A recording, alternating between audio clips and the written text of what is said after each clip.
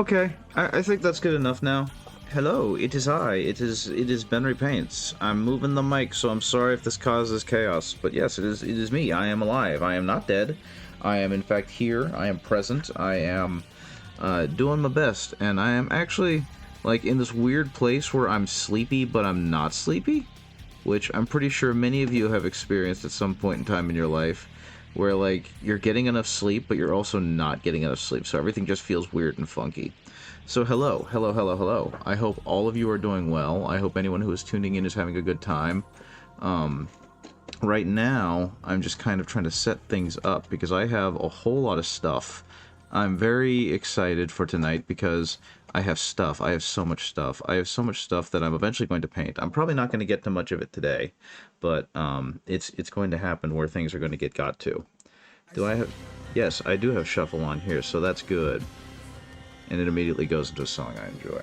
Okay, so what's happening today, guys, is I still have a ton of Space Wolves I have to paint through, and that's fine. I will get to them eventually. They are a work in progress. I also still have a ton of Conquest to paint through. Again, that is fine. I will get to that. It will happen. I've been working on this all diligently. I've gone through like 2 or 3 other projects, and I'm ready to just kind of paint something for me. Yes, I feel like I haven't done that in a while. So today is going to be a me-focused painting stream, and hopefully that will go okay. But what we're going to do right now is we are going to paint us some cheesemen. We're going to paint us some Imperial Fists, because I happen to have a whole stuff. I'm actually almost done. I've got one more set of Heavy Intercessors and one more set of Assault Terminators to build. And I think... maybe a set of aggressors, and then I think I've basically got an entirely plastic set of Imperial Fists for my army. Morning, Red. It's been a while since I've seen you. I hope you are doing well. I just got started. It's 7:23 where I am, so I just got started. I'm just kind of getting back into things, and I was just talking about how I'm just at the point right now where I'm about to start painting some stuff for me. And so I'm going to go ahead and get rid of the starting soon text, and I'm going to go ahead and do that. Been busy with your dad? Well, that's good to hear. I hope things are going well. I hope they're not going poorly, because there are quite a few people I know who are having some issues with their parents, and that's very unfortunate due to like illnesses and whatnot. So I hope things are going better for you than they are for some of my coworkers and some of my friends. But yeah, what I'm going to do right now is I'm going to... Dementia? Oh, I'm sorry to hear that. That's never fun to deal with, and I hope that things are going as well as they can, all things considered. Yeah, a couple of my coworkers were having some issues with their grandparents, and things are their health is not in the best of places, and I sympathize with them, and I just hope that it's not too bad. But that being said, I'm going to be working on some painting.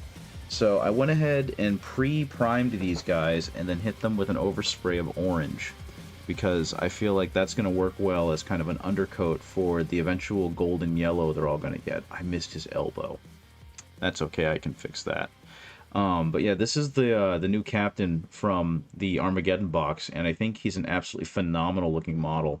I love the pose. I think it looks pretty good from most angles. But as part of that, and I think I mentioned this before, but because I was doing those Space Wolf armies, I was given, and let's see if I can scooch them out here, a whole set, a whole squad of Blade Guard veterans. So, my boy is going to have the ability to work alongside a set of Blade Guards. And I also still have the Indomitus Blade Guard Sergeant. So he's going to go along with them. And so there's going to be a lot of that happening, and I just hope that this... I know it's probably going to get nerfed before I have a chance to play them, which is fine, I guess. They're going to raise their prices by 1,000,000 points, and then they're going to be completely unplayable. But for now, I can at least aesthetically be like, hey, I have these, and that's cool. So what's happening now is I missed a spot on his elbow, which I just noticed, even though I was trying my best to airbrush and get good coverage on all of it. So what's going to be happening now is I suppose I will go ahead and hit that, and then I will start working in the yellow highlights. Because my plan is, and I change this every time I paint. I've noticed this. My guys never stay the same because I don't write down my recipe. So all my Imperial Fists look just a little different. I'm going to start with Pro Acryl Orange, which is what they were kind of spray primed in. And then I'm going to move to Citadel, well, Warhammer Averland Sunset, which is going to be the next, the mid-tone. And then I'm going to highlight with Dorn Yellow, which I might actually go ahead and add some flash kits in there, actually, which is this color, which will work as kind of a highlight, and the Dorn Yellow will be the peak highlight. But we shall see. So hopefully this will all go well, and hopefully it'll be a good evening. So yeah, it's just kind of been one of those weeks. Last week I didn't stream because I helped cover elections in our city, which meant that I had to wake up at like 3 in the morning and then head out and sit in a room for a little while in case there were some technical issues, and then we did kind of the same thing after work. So I did that, and then I went to work, and then I did that again after work. And it wasn't, I don't want to say it was difficult, because it was not difficult. It was actually relatively easy work, because my job was to just kind of answer the phones and help where I could, but my job wasn't really to help, because I was not well educated in the voting machines. So if there were any technical issues, we had like a checklist to tell us what to say, and beyond that, there wasn't really much for us to do. So for like the 3 hours that we were there, it was me and a colleague. We just kind of vibed, and honestly, that felt pretty good to make some good money off of that, and not really have to. Have I ever painted Sylvaneth? No, I have not. I would like. I'd like to at some point. I can't remember if it's Warhammer Fantasy or if it's Sigmar. I think it's Sigmar, but I did get the Cursed City set, like with all those minis. So I did paint one of those elves, and she was really cool to paint. And I think I was at a point where like I was hitting a roadblock with my painting because I was just so stressed out by work. And so I didn't do the best job I could have on her, which honestly I kind of regret, because she's such a neat looking model, and I don't feel like I really did her justice. But she still ended up looking pretty good. But yeah, there are a lot of armies that I want to paint, and I think Sylvaneth is one of them. I know that there's like I did for a while want to do Caradron, but I think I've kind of given up on caring about doing Caradron. I don't Caradron about them anymore. I'm sorry.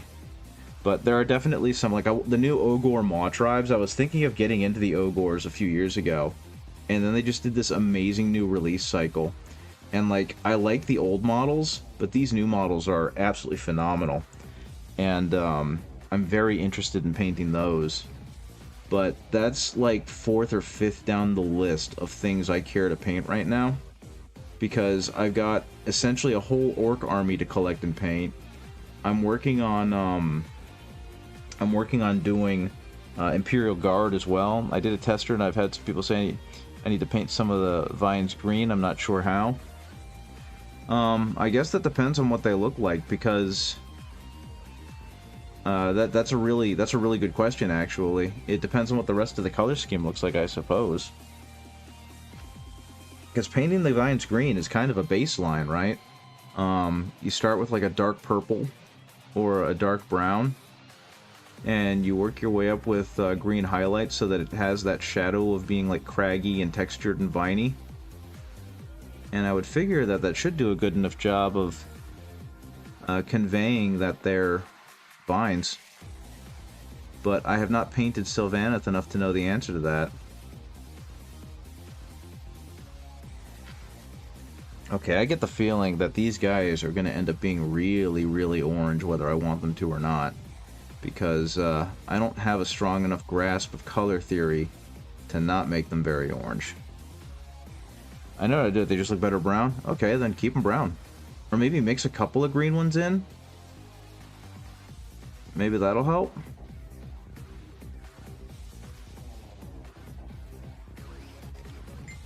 Because like some of them probably look pretty, I mean, they probably look pretty darn good in the brown that they're in, but I guess they're looking for some variety. Or, I mean, if it's not a commission, then ignore them. Paint them how you want them. I'm getting pinged left and right. Who the heck is bothering me? Fixing the showcase. Okay. Bink. Showcase. Okay, I think I see what they're talking about. I think I see what they're talking about. Yeah, I don't disagree with them, but I also don't think it's necessary. I think they probably think that it's too monotone, which I don't necessarily agree with. I think you did more than a good enough job on doing their the the two-toning of the color, that it really doesn't need it. We're gonna go ahead and pop that on there. Oops. Let's see if I can do this. Bink. Yeah, like I think that looks fantastic. So let me see if I can expand this out. Show that off. And let's see what happens if I zoom in. So yeah, like I think you've got a good enough two-tone going on that it looks perfectly fine, but I can see why they would prefer having some of the vines green if that's how they really want it to go. I just don't necessarily agree with them. I think it looks good. But like I said, if it's a client's, then you probably ought to try and do what they're asking. If it's not, then who cares? If they're your models, then keep them how you want them. Okay, now this orange isn't supposed to be the prominent color, so I think I can just kind of be a little bit more fast and loose with the yellow as I go over it, because the Averland Sunset's supposed to be the mid-tone. So unless I'm able to make it the mid-tone, then I'm kind of not doing it any favors. Now, I did do a relatively thin layer of airbrush over this, so it should cover pretty well once I start going in with the Averland. And that will definitely help. And see, this is honestly where I fumble a little bit as a painter, is I don't trust the process as well as I should, where it looks like it's not quite enough, and then my brain starts freaking out and I've got to fill it in. But I think what I should do in this case is go ahead and trust the progress. That's mine. For the big ones, yeah, I might do green. Yeah, see, like, in that case, they can go pound sand, because, or when they, no, better yet, instead of being that dismissive, when they get their Sylvaneth models, then they can paint them green. Because if you like them as they are, then they're yours. But if it's just helpful advice that they wanted to give, then that's cool. They can give that helpful advice all they want. And you are just as free to say, no thank you, I like how it is. Okay. So I'm kind of hoping what ends up happening with this is I'm able to get enough yellow in here that it really starts reading more as it. Because right now, all I can see is like Nickelodeon colors. The big one could do with autumn colors, just don't do any greens. Hey Darkvolt, good to see ya, and thank you for offering your artistic advice. Anyone who knows color theory is definitely far more welcome to respond and give their advice than I am to talk about mine. So yeah, I've still got a ton of Space Wolves to do, and I've still got a ton of Conquest to do. But honestly, I'm getting to the point where, like, doing those models is starting to feel like a chore, which is fine, because I'm excited to do them still, but I've also really wanted to paint my Imperial Fists for a while. And since I finally bought an army box, then I really want to do that, where I want to like make my army look good, since I'm actually going to start being able to bring it places. They're all going to be cherry blossoms. Yeah, so I guess if they're all cherry blossoms, that does kind of change things, but I don't know enough about cherry blossoms to say what they're supposed to look like. So, the best advice I can give you is best of luck. Just like, I hope it goes well, and I hope all of your, I hope it all looks as good as you hope it'll look. Now, one thing I will say is, and this is something I'm also, you know, I've been doing this for long enough, but I'm also always still trying to account for, is that the paint dries a slightly different color than it goes on. Cherry blossoms range from pink to white. Yes, they do. Ouch. I hit my head on the light.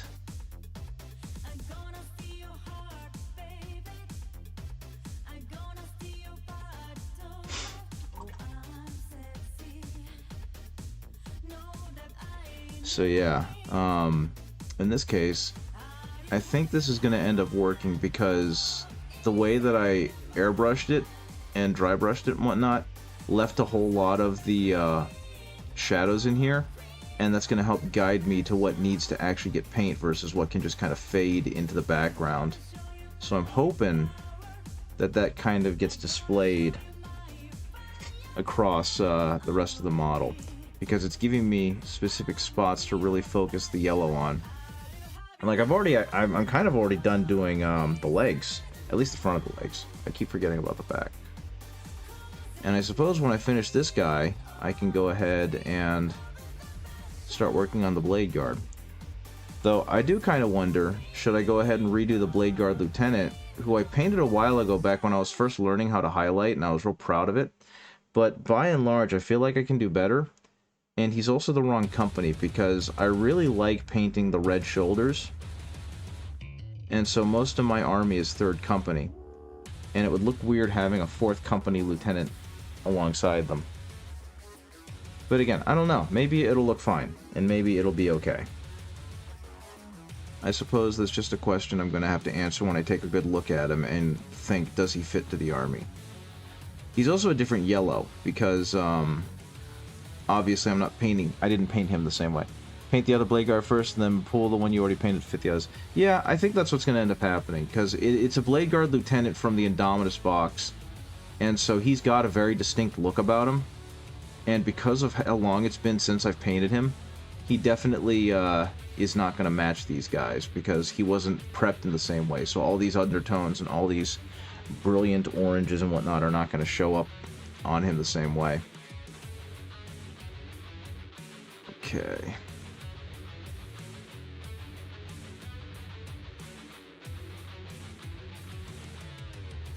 So I suppose I will see. Now, one thing I will say is that I especially because I've been having to kind of relearn how to speed paint and do quick paint jobs and what to focus on and what not to. I am kind of relearning why the heavy metal method, or the Games Workshop method, is so well regarded and so popular, because I've had to paint most of the Space Wolves that way, and I think they've turned out pretty good, and I think that that's a method worth emulating for a regular paint job, because it gets the base coats on really quick, and then it gives me a lot of room to kind of play with it and highlight it. And that style, while it's not exactly the style I've been going through a lot, because I've been doing a lot of high contrast stuff, or trying to at least, I think it does offer itself up some really enticing alternatives should I not want to do that with an army. So that may be something I do as I start working my Imperial Guard army, because right now that thing's on hold a little bit. But I'm going to get back to it eventually once I have a little more money. That being said, Darkbolt, how are you doing? I've been up earlier, so I've been up to watch Swift, and I've been seeing you pop up in there quite a bit, and I hope things are going well. Though I will admit that early in the morning, I'm like completely delirious, so I don't really have much important to say or do. The heavy metal method has been meat potatoes, big flat surfaces, spots of details like the highlights, special focus points like blades and effects. Yeah, and I think that works really well, because especially with Space Marines, because again, it's been doing it with a lot of Space Wolves, it conveys the important parts quickly, like you were saying. And I think that carries a lot of the model with it, and I think that's kind of super neat. That they found a method that is kind of like a hard science for how to paint these guys. Okay, now my only hope is that I do enough of this yellow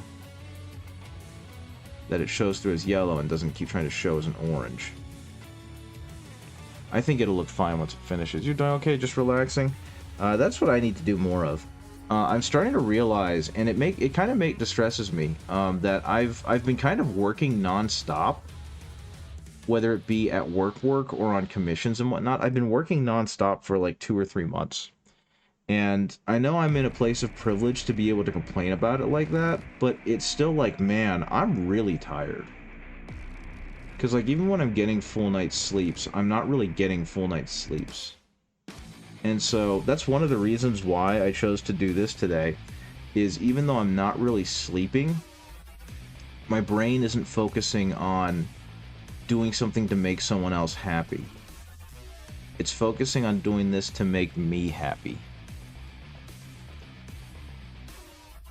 And I keep hitting the light. I'm so sorry if that's making a heck of a noise.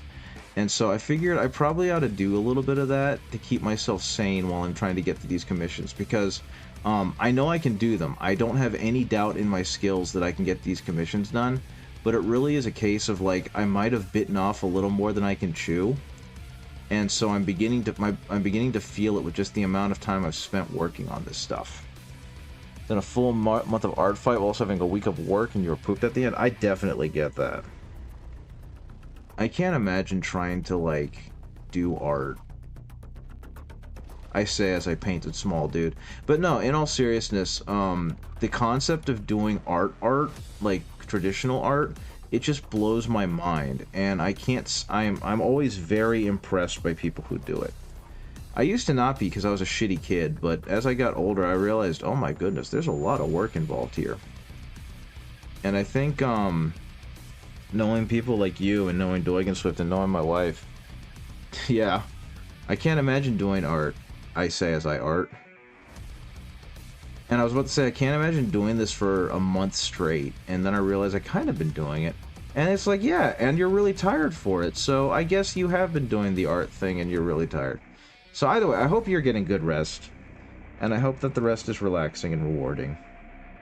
And I hope you found some good video game or some good alternate method of relaxation as you relax, because that's what needs to happen right now, is we need to have some us time, where we're by our us selves and able to relax. I will say, there is one thing that I've been kind of really hoping to get, and it keeps getting, you've been playing a bit of dense attack. I don't know what that is, but that sounds cool. If you would like to explain. Is that I have been hyper fixated on getting a portable emulator called the AYN Thor. And it's because as I've gotten older and my old man instincts have started to take over, my general interest in new video games has waned tremendously. And because it has waned tremendously, it's trains. That sounds very cool. I've never been big into trains, but one of the store owners had like a big model train set on his table. And it was like, holy shit, this is just minis but on overdrive. And I thought it was the coolest thing ever. And I looked at QB and she was like, maybe later, when you're a little older and you have time. And it made me have these dreams of just making an entire, like, train station in my house. You get most of your video game fix from watching Renee or Bear streams. That's absolutely fair.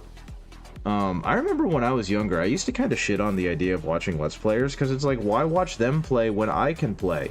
But as I've gotten older, I've realized that you're not just doing it for the gameplay, you're doing it for the friend noises. And if you have a good streamer to watch, then you're going to get some good friend noises.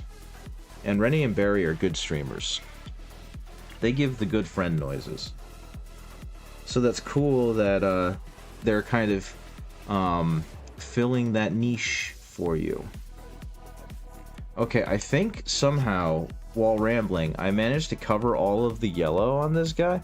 Yeah, it's the same like sitting on a couch while a friend plays, exactly. So I'm going to move on from that. I'm going to go to Flash Gets Yellow, and we're going to see how yellow this actually is. Because right now in the camera, he looks like a potato. He looks like a Cheeto. Like, he's got that American cheese Velveeta orange going on, and it's a wee bit disconcerting.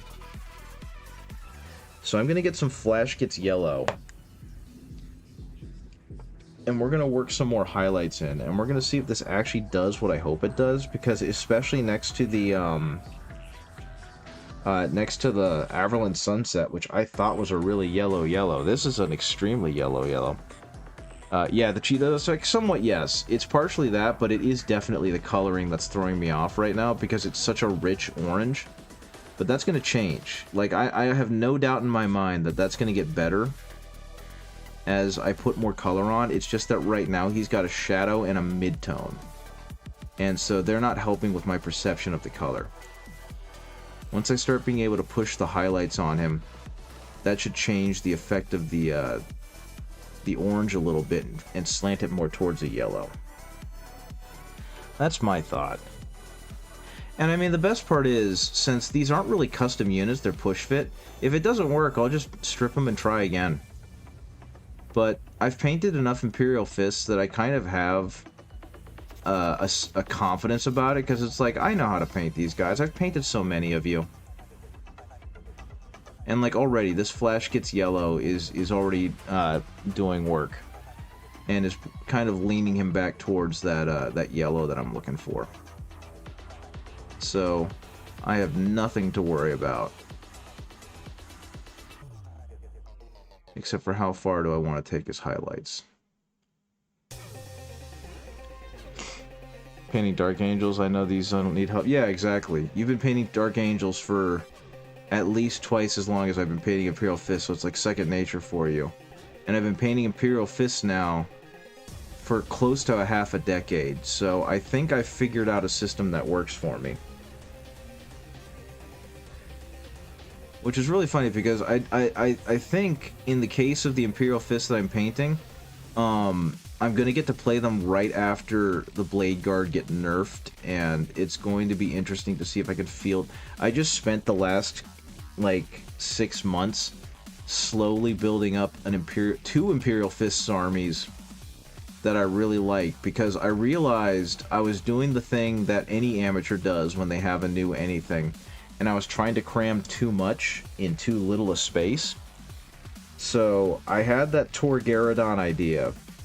Well, not the idea, everyone was doing it, where you put Torgarodon with like an Apothecary Biologus and some aggressors, and suddenly he can put out a ton of firepower and melee really quickly. And I wanted to use that, but I also really liked Captain Lysander. So I started collecting Assault Terminators because I wanted to have hammers. And it was like, I want to play both of these at the same time. So I was trying to make armies that fit both of them in there, but you kind of don't need 2 murder cubes. And unfortunately, it would make it so that the rest of the army was woefully underprepared to do anything and underutilized, so I kind of split them up, and I made one army focused around Torgarodon and one army focused around Lysander. And they kind of share some of the same core. What if I do have 2 murder cubes? Then I don't get objectives, because they're too slow to go to the objectives, and then I lose the game. But I have a lot of fun doing it, is the counterpoint. But yeah, so what I ended up doing was I split them into 2, they have some shared units, and those shared units are just enough that it ends up being like 3,500 total points. And it's just split across those 2 murder cubes. And apparently, and this was an extreme stroke of luck, I bought a new army box, and those 3,500 points fit just perfectly within the army box. Like, I can't fit anything else in there. I could barely fit them in there, but if I finagled everything just right, they all fit. Just teleport Lysander behind enemy lines. Yeah, with 10 Assault Terminators and an Ancient is kind of the plan, honestly. But yeah, so that's what I did, was I managed to fit all 3,500 points of Imperial Fists within this brand new army box that I got. But I can almost guarantee you that as soon as I start trying to use it, or by the time everything will be usable and I can play it, they're gonna up the points increase, and then I won't be able to use it all. Okay, so what's kind of fun about this, if you look at his leg now, I don't know how well it's showing up on screen, but he's kind of getting that same thing that I had when I did Torgarodon, with like a really deep magenta. And then I put over that deep magenta my normal color scheme, and he just ended up looking like he was on fire. I'm kind of getting that right now with this guy. And while it's not necessarily the look I was going for, I'm not mad at it, and I kind of dig it a lot, actually. Because that yellow or reduce the cost. And yeah, that would be pretty neat. What I'd probably do is I'd probably fill it so that the armies were a little more similar, because there are some units in one of the armies that should belong in the other. Like, I have heavy intercessors with Garradon, because I think I made, that army, I called it the first, because it's legitimately, like, all first company type units, and then a set of scouts. And then I made Lysander the Bastion, and his is Assault Terminators and regular intercessors, so he's got a little more tactical mobility. But yeah, I think you're playing 11th or sticking to. I'm going into 11th because that's the one that everyone at the game store are gonna play. And honestly, I don't know enough about 10th to be married to 10th in terms of like, well, I like this better, because I didn't play a lot of 10th to begin with. I'm gonna start playing 11th soon. I know that my buddy, the one who got me into Warhams, he's finally in a better place mentally and emotionally at his job, that Warhammer is starting to become interesting and fun to him again. So I don't think he ever wants to do like a full pitched game, but he's got Imperial Knights now, so I think he wants to do like a one-page rule style night fight. And that's gonna be both. I'm gonna take like Mortarion, and he's gonna take his Imperial Knights, and we're just gonna make them punch each other like an old Godzilla movie. And AI viewers at whatever, no, AI viewers can suck my fucking rod. Get out of here. Get out of here. I'm not gifting you a sub, I'm banning your ass. And then I'm reporting you for scams, bots, or tampering. Scam. Wait, bots. Spam?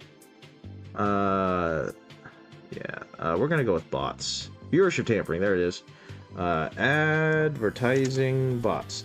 And that being said, I'm gonna go to the bathroom real quick, because I just realized I've gotta go really bad. Okay, so I'll be right back. I'm gonna mute the mic real quick.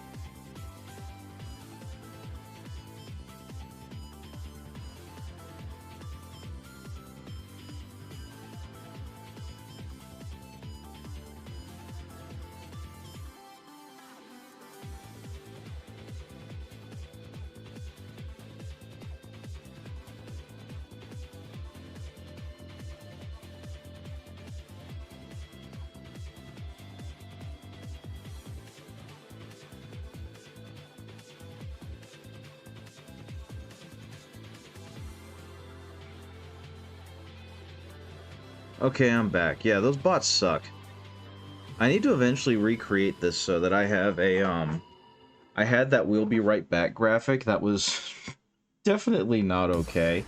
But I kind of want to get it back because it was really funny. Preceding referral, whatever, doesn't matter. And I'll be honest with you, especially because I was gone from Twitch for so long, this didn't really happen when I was on Twitch, you know, last year. So it's just kind of like, what the fuck happened to this place? And then I remembered, oh yeah, AI became big. And I spent last stream throwing a bitch fit about AI, so I don't really feel compelled to do it again. But it really is like, man, you really do make absolutely everything worse. And I think it's funny because, I mean, we've talked about it, but it's just like, there's this argument, and there was this whole idea of AI is going to make things great because it'll automate a bunch of things that no one wants. And I have a coworker who calls it calculator work, where it's like, yeah, the AI will do the calculator work the same way the calculator does the calculator work, where it does the mundane tasks no one likes. And it's like, yeah, that'd be friggin' cool if that's all AI did, but that's not what it's being used for, and that's not what capitalists are using it for. They're using it to try and automate labor for people who need jobs, or to make the things that we enjoy less enjoyable, so they can, it doesn't matter. I'm not going to get too deep into it. You know about my feelings with AI and how much I detest the AI. So I'm not going to get too deep into it. Instead, I'm going to continue painting my boy, who, as I'm painting him, this horrifying yellow, I'm finding myself loving him more and more. And I can't wait to see him wade into like a field of orcs and just absolutely shred them. So that's going to be really fun. I'm not muted anymore, am I? I am not muted. Fantastic. So yeah, I'm very much against the A of the I. Taking over creative fields where... Yeah, exactly, right? And it's kind of funny, because they have all those memes about it, where it's like, the future we all hoped for was that the AI was going to automate all the stuff no one wants to do. You know... They were going to take over doing chores, they were going to take over doing hard manual labor, they were going to take over doing the things that literally no one enjoyed, so that we could pursue the arts, so that we could pursue creativity and leisure. And instead it's like, we're going to convert all of our leisure and creativity into AI, because it's too expensive to pay people to be creative, and then we're going to charge you out the ass for it. Because that's the other thing that people seem to have failed to notice. And they didn't really. I'm preaching to the choir here. But it really is just like, isn't AI supposed to make stuff cheaper? And it's like, no. We need to compensate for the costs of the data centers that are going up. And the electricity bills. So AI is not going to become cheaper. No, no, no. In fact, it is going to become prohibitively more expensive. And we're going to take your power grid over. And it's like, this is not the future anyone wanted. Unless you're one of those rich crypto bros. And that makes me mad. But anyway, getting away from that for a second, I'm going to paint this man's tummy. And here, that's another thing, is that I've realized that I take terrible care of my brushes. What about Tumby? Yeah, is that I take terrible care of my brushes, and I do wonder in some way how much it's limiting me as a painter. Because I got to speak with a painter who's been doing it very well for like 20 plus years, and when they heard how I maintain my brushes, they were like, "Good lord, Ben repaints, what's wrong with you?" And all I could say over and over again is that I'm just a little guy. You know, for a lot of people, the painting aspect of Warhammer is not a particularly social aspect, and so we have to get our social interaction through doing things like streaming online. But in terms of actually hanging out with people and painting, it's not really a thing that happens as much as we'd like. So I haven't had people to teach me or to watch me do this and be like, "Ben repaints, what you doing?" And I've taken some tips off the internet, but for the most part, I'm almost entirely self-taught, or at least self-motivated, self-taught. You know what I mean? Most people are. And so it's definitely shaded how I treat my equipment and how I treat my brushes. It's like, I wish I treated my brushes better, but you know. And so they taught me some good pointers. One of which was to stop using a paper towel. Now I've got this thing. It's a microfiber cloth, and it absorbs the water, the moisture on the brush a whole lot quicker. And it's also not as rough on the bristles because the microfibers are not as rough as paper towel. So if any of you out there are looking for ways to improve the life of your brush, I very strongly recommend getting a microfiber cloth. And no, I'm not actually slurring my words. I am a little tired though.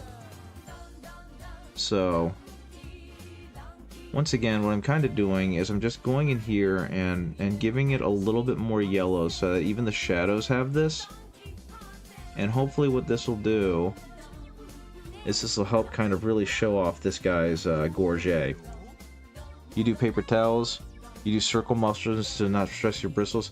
I try, but I'm bad at it, so what I tend to do is I tend to gently drag it across and then do like a little twist, which I hope kind of twirls the bristles, but like the paper on the paper towel is apparently rather rough on it.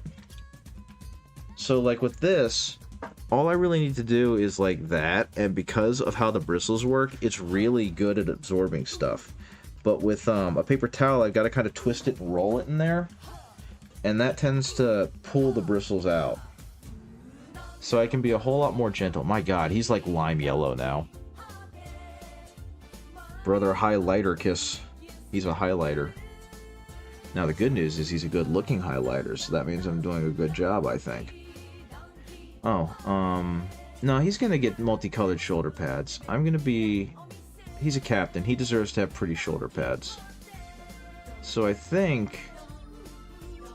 Oh wait, no, he is gonna need yellow for them shoulder pads, right?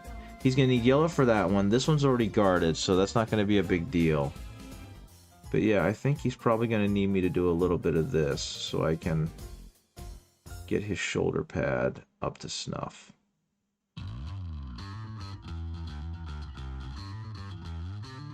And that'll be okay. It's just a little bit of yellow. I've talked about it before, but I really like the Yakuza soundtracks.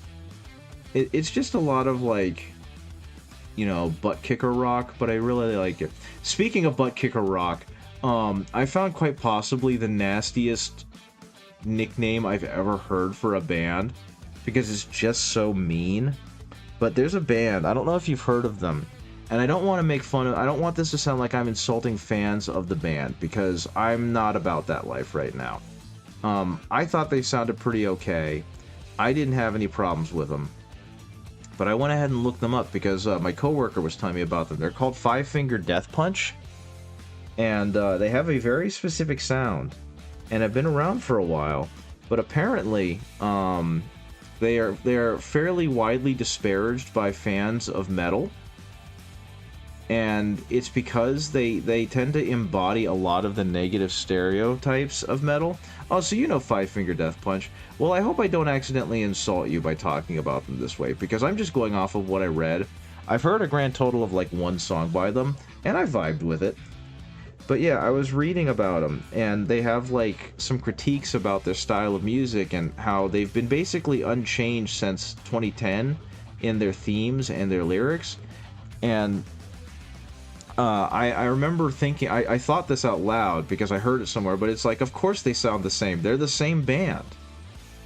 The band is not going to suddenly change its sound after releasing a few albums. Not everyone's the Beatles. But anyway... and that's because I heard it from AC/DC, when people criticize AC/DC for sounding the same, and Angus Young was like, I'm tired of people saying that we've got 12 albums that all sound the same. We've got 13 albums that all sound the same. So they leaned into the comedy of it. They realized it's a farce to try and argue with, so they were just like, okay, let's play this up. And one of their other band members said basically what I said. We're the same band. Of course we're going to sound the same. But with Five Finger Death Punch, apparently they have this... The way it was described is that they tend to do a lot of music that thematically kind of caters to, like, law enforcement, or they do a lot of, like, angry macho music, which is perfectly fine. And I don't see any problem with that. But they were saying, like, the crowds they cater to tend to be, like, military and law enforcement, and their image tends to be, like, very blue-collar. And there's nothing wrong with the blue-collar, but I don't think metal wants to be associated with the military. Because metal is supposed to be, like, anti-authority, anti-establishment, so to have a band to be, like, you know, support the cops, support the troops, whatever, that probably doesn't read well. But, I heard that they were disparagingly called military wife metal, and it's like, that's super mean. That's super mean. Who came up with that? Yeah, punk 100% doesn't want to be the establishment. That led to a really weird dichotomy, or like contradiction, or juxtaposition. There's a word for that, and I used to know it as an English teacher a couple years ago. But like Rage Against the Machine. I don't want to say that this created a dichotomy because, you know, Rage Against the Machine was very much like vaccinate, stay safe, isolate if you're coughing. You know, all the things that the CDC was telling us.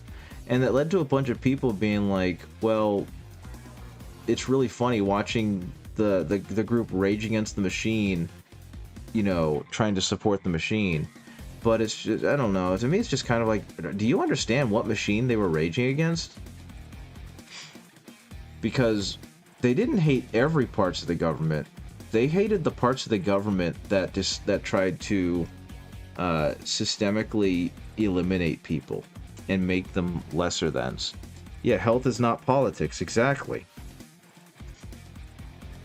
But of course they didn't phrase it like that. So, I don't know. It was a weird gotcha that didn't really land as a gotcha. At least not to me. But that's okay. You know, that's why we have discussions about it and it doesn't turn into a shouting match or anything. Because then we can just talk about it and better understandings can be had from both parties. Okay, I kind of really dig how yellow this is now. Because I'm pretty sure this is not how I'm supposed to be using this Flash Gets Yellow. But it's so yellow. I'm liking this. And I actually have another yellow in there. I think it's Evil Sun's yellow. And I have no idea what that looks like. This government tried to shut the health department down for the public. Yeah, right. That's kind of the thing. Is like, the health department is apolitical. And they wanted to try and keep you alive. And because the numbers were bad, and they were trying to tell you it was dangerous, then the government tried to shut them down. And it's like, that seems to be a little more political than telling people to try and stop spreading a disease. But that's just me. But yeah, I can tell you've got very strong opinions about this. And I understand why, because this whole thing, the whole thing that happened, deeply affected a lot of society. And that's kind of my other thing about it, is it feels like it'd be a really hard conspiracy to maintain when unilaterally, like, every government dealt with it. And we were very singular in how we chose to deal with our health professionals. You know what I mean? And that's why it's weird to me. That's why I'm not going to claim to be a health professional or nothing. That's why I listen to the health professionals.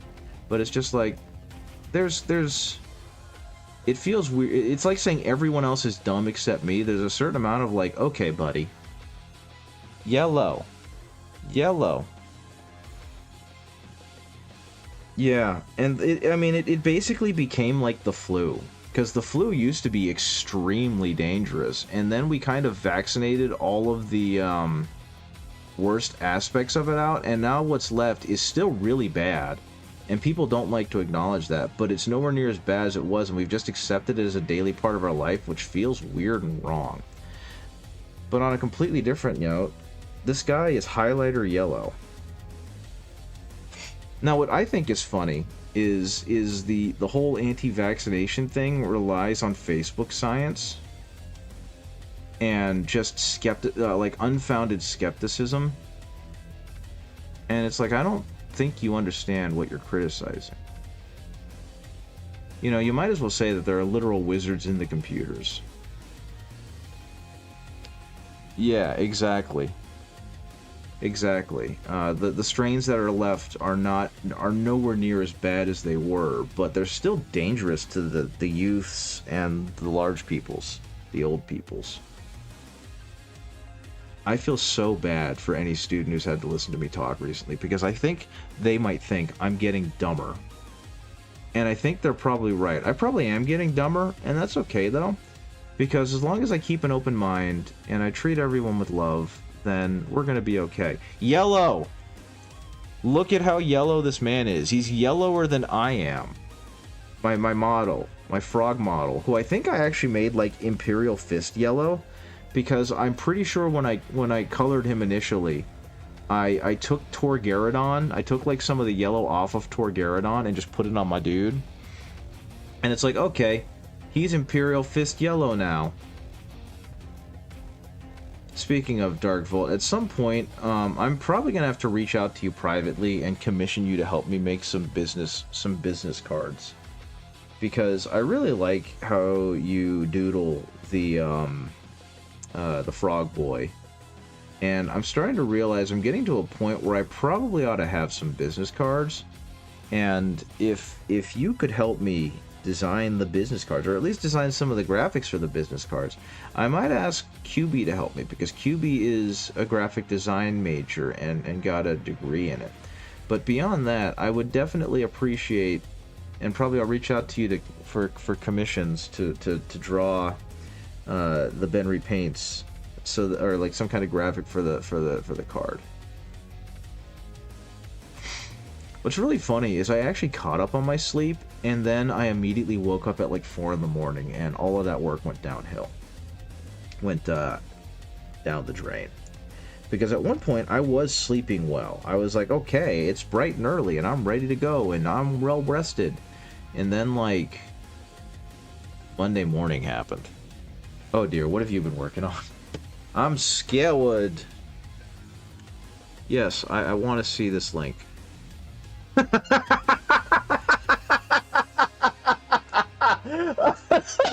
Oh no, he fell! Oh, that's even funnier because I have a friend who loves this picture. I have a friend who loves the oh no, my tendies. It was the paper towels. Oh, that's so good. But no, in all seriousness, one of my buddies, one of my closest friends, he he loves the I spilled my tendies. And so if I show this to him, I might actually kill him. Oh, that's so good. Oh my goodness, that's beautiful. Oh, poor Benry Paints, he lost everything. His favorite drink is on the floor. He can't drink the paint water anymore. Oh, poor Benry Paints. That's okay. Actually, you know, that's another thing. I was talking about how severely neglectful I am of my equipment. I don't want to show you my paint cup right now. My paint cup is what the experts and those in the field call, very succinctly, an embarrassment. Because right now, it's at about 1/3 full. Because, not my favorite paint water, that's what I use to wake up in the morning. I mix it in with my coffee. But yeah, I definitely don't clean out my paint cup very often until it's low. And so right now, it's like dangerously low. Which means I don't have anything to drink for the evening. But it'll be okay. Okay, so with the oh wait, no, I gotta do his backpack. I always forget about the power pack. And so right now, I'm trying something new because I tend to get really in the weeds about blending and trying to get the layers to all look real good and make them as smooth as possible. And I realized while working on the Space Wolves guys that I'm working too friggin' hard. And what I need to do is build up the shapes so that my eyes can start seeing the blending. All the pigments just stay when the water evaporates in less than a week. Yeah, that's fair. I need to start making, like, blocking in the shapes, and then I can go back later and blend them if I feel like it. And that's just a much safer, smarter way of working. Because what I typically do is I'll mix the paint, and I'll make these increasingly similar combinations. And while it does work, and while it does create a really nice color, it's also just working too hard. I shouldn't have to do that because it's on way too small a model for anyone to really notice or clock. So I'm just making a ton of extra work for myself. So instead, what I'm trying to focus on doing is like blocking in the major layers and letting those kind of tell the story and going back later. 2 cups, 1 for normal paints, 1 for metallics. Yeah, exactly. I actually, and this is kind of disgusting, I have a giant basin full of water that I use to clean out my airbrush. And because the basement that I'm in is relatively airtight, I don't wash it out very often. So it tends to be a combination of like paint and IPA. And I tend to also just take my my metallic brushes and swish them around in there and then clean them off on a paper towel. And that's really bad for them. But I don't care. So yeah, my metallics and my junk paint brushes look like absolute trash because of me doing that. At some point, my plan is to get a slop sink down here, which, if you don't know what a slop sink is, it's one of those deep basin sinks that they have in like sheds and garages and basements. That's specifically for you to just kind of dump anything down. And so my plan is to eventually convert the creepy shower we have in the corner into that. And that way I have like a good craft sink. Oh, it's not Friday night, but I accept. And I'm hoping that'll be good enough. But that project was supposed to happen years ago, and it hasn't because retrofitting and redesigning this basement's going to cost a lot of money. And when I was still teaching, and when QB was still like doing the con grind, it was like, okay, we're making our way towards this. and then the teaching had to stop because of my heart, and then the con grind had to stop because we weren't making enough money to support the con grind. And oddly enough, now QB is actually in their first week as a instructional assistant at a middle school. Yeah. I think I've played it before on this channel, but the song that this is based off of goes so hard, and I love it so much. It's a song by Michael Fortunati, and it was apparently wildly popular in Japan. Yeah, How the Turns of Table. Yeah, it's, QB is basically a teacher, and oddly enough, they got news today that like one of the math teachers just didn't show up. Like there was no indication they weren't going to be there; they just didn't show up. And so one of the other teachers who knows QB really well, like, was speaking to admin and straight up told them, you should just make QB a long-term sub and have them teach the class because they're more trustworthy and qualified than any emergency long-term sub you could get. And that would mean that QB would be making about as much money as I am. And if that were to happen, I would squeal with joy because QB deserves to make more money than me. And they're really, really good as like a teacher. And like they're better than I am. They're really good at managing the kids and forming strong bonds with them. But that being said, I would just love for them to be able to have like wild and crazy, not what I want to call wild and crazy money, because we're not going to go wild and crazy with it, but just be the one that is kind of allowing us to be financially independent. I think that's the way I want to put it. That would be super cool if it was like, if that was the case, where I was the one supplementing them instead of them supplementing me in terms of income. That, and I could just always go up to QB and be like, QB, I have a question. May I have power 9? And then they can just throw me against a wall, because I've been making that joke now for almost a decade. Every time QB has any kind of money, or makes any kind of money, and we're celebrating how much money they have, I always ask QB to buy me power 9. And I think you played Magic, right? Magic the Guthering of the Margic. Because if you have, then you know what Power 9 is. And you know how ridiculous a question it is to go up to someone after they've made some money and being like, can you buy me Power 9? Because the answer is no, you imbecile. I cannot buy you Power 9. That is the only correct answer to that question. You don't play Sword the Scattering?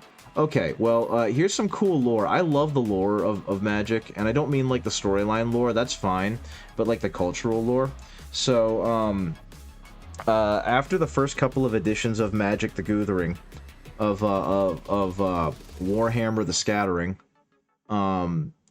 they basically promised gamers that they would stop reprinting certain cards because they were losing value and it was making them upsetty spaghetti. And so there's a series of cards on what's called the reserve list that they promised to never reprint again. Which is fine, which is cool, which is whatever. But some of the earliest cards in the game have over time become extremely powerful and are extremely rare. And they're all from like the original set, and they're called the Power 9. And they're 9 specific cards that are both exceptionally powerful and exceptionally rare. And those are things like the Moxes, which give you instant resources for no cost almost. Or like Time Walk, which gives you an extra turn for very low mana. Hammer 30, Horus's Temper Tantrum. Yeah, there you go. I have a buddy who does that kind of thing with me, where we just keep iterating and making dumber and dumber sentences like that. There's a pro wrestler. I don't know how much you watch the pro wrestling, but there's a pro wrestler whose name is Samoa Joe. And we had a running joke when he was in the WWE where we refused to call him Samoa Joe. We always just kept calling him tropical name and then like regular name. So instead of Samoa Joe, he was like Honolulu Hank or Pacific Pete or Wipeout Walter. And we still do that. Yeah, he's a guy from like California, but had his wrestling gimmick was that he was a big Samoan named Samoa Joe, which I think is a great name, by the way. if you watched Onsta, I don't remember if Onsta finished Pirate Yakuza in Hawaii, but if you watched her play Pirate Yakuza in Hawaii, then you saw him because he played one of the major antagonists.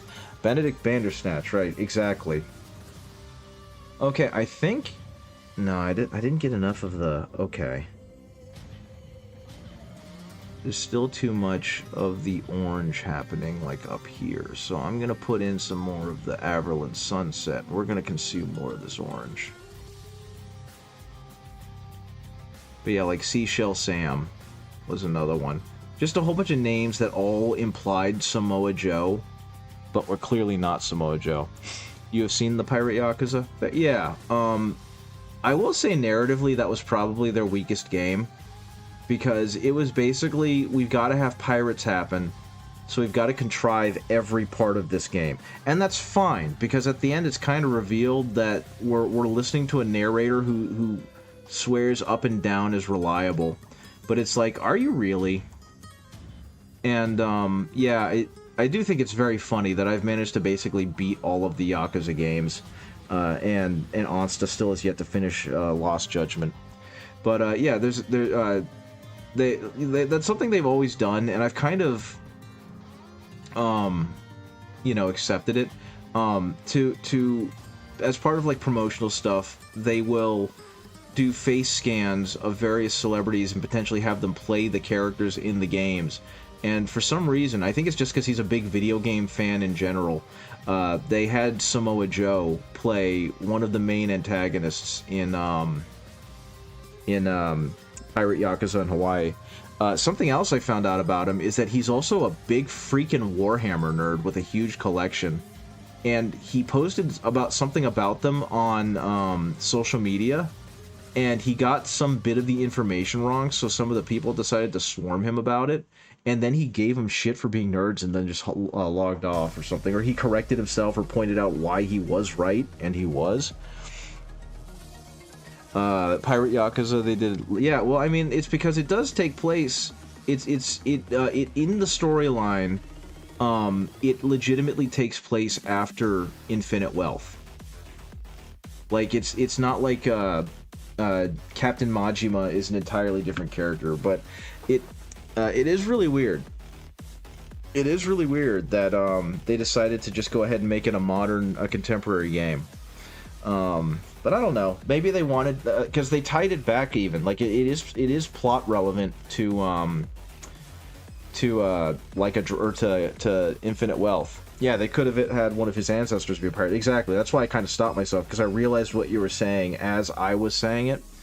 But it was strange. I do think, and this is something that has started to become more apparent the longer that Nagoshi has been gone. But Yokoyama has ideas, and they're not always good. And that's it. Yokoyama, apparently, according to Nagoshi, every now and then he would have to just tell Yokoyama, no, this is a stupid idea. Or this is not a good idea.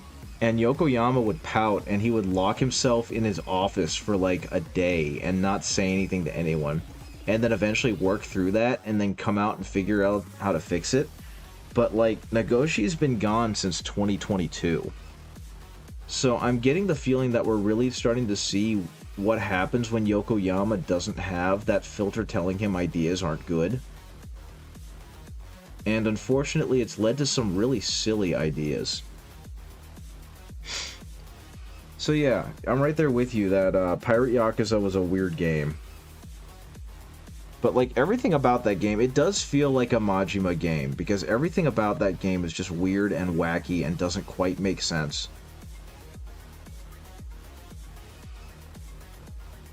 Though it also gave me one of my favorite, like, memes, because the game is very whimsical. Like, there's dancing and singing in parts of it, and someone took that and put it to, like, Lady Gaga's Just Dance, and because it's on time, everything's in rhythm, and it's very silly.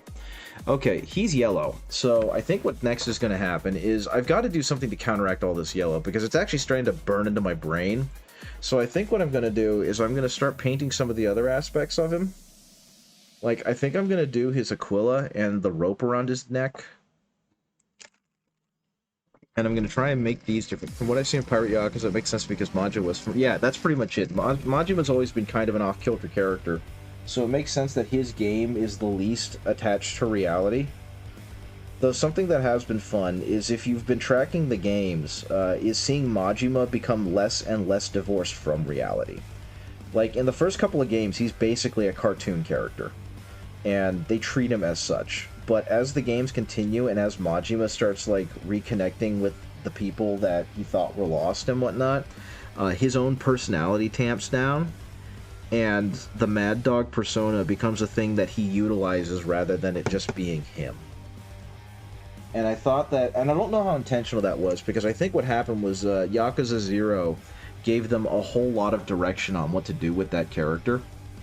And so seeing them find a way to give him a much more, I don't want to say sympathetic, but a much more interesting character arc was a lot of fun.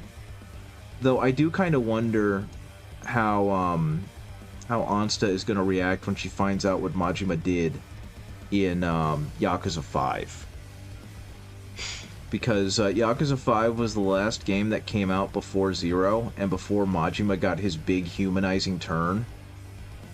And so there's one particular thing that he does in Yakuza 5 that I will not be surprised, I'm pretty surprised, I'm pretty sure is going to shock Ansta if she hasn't seen it before, or doesn't know anything about it.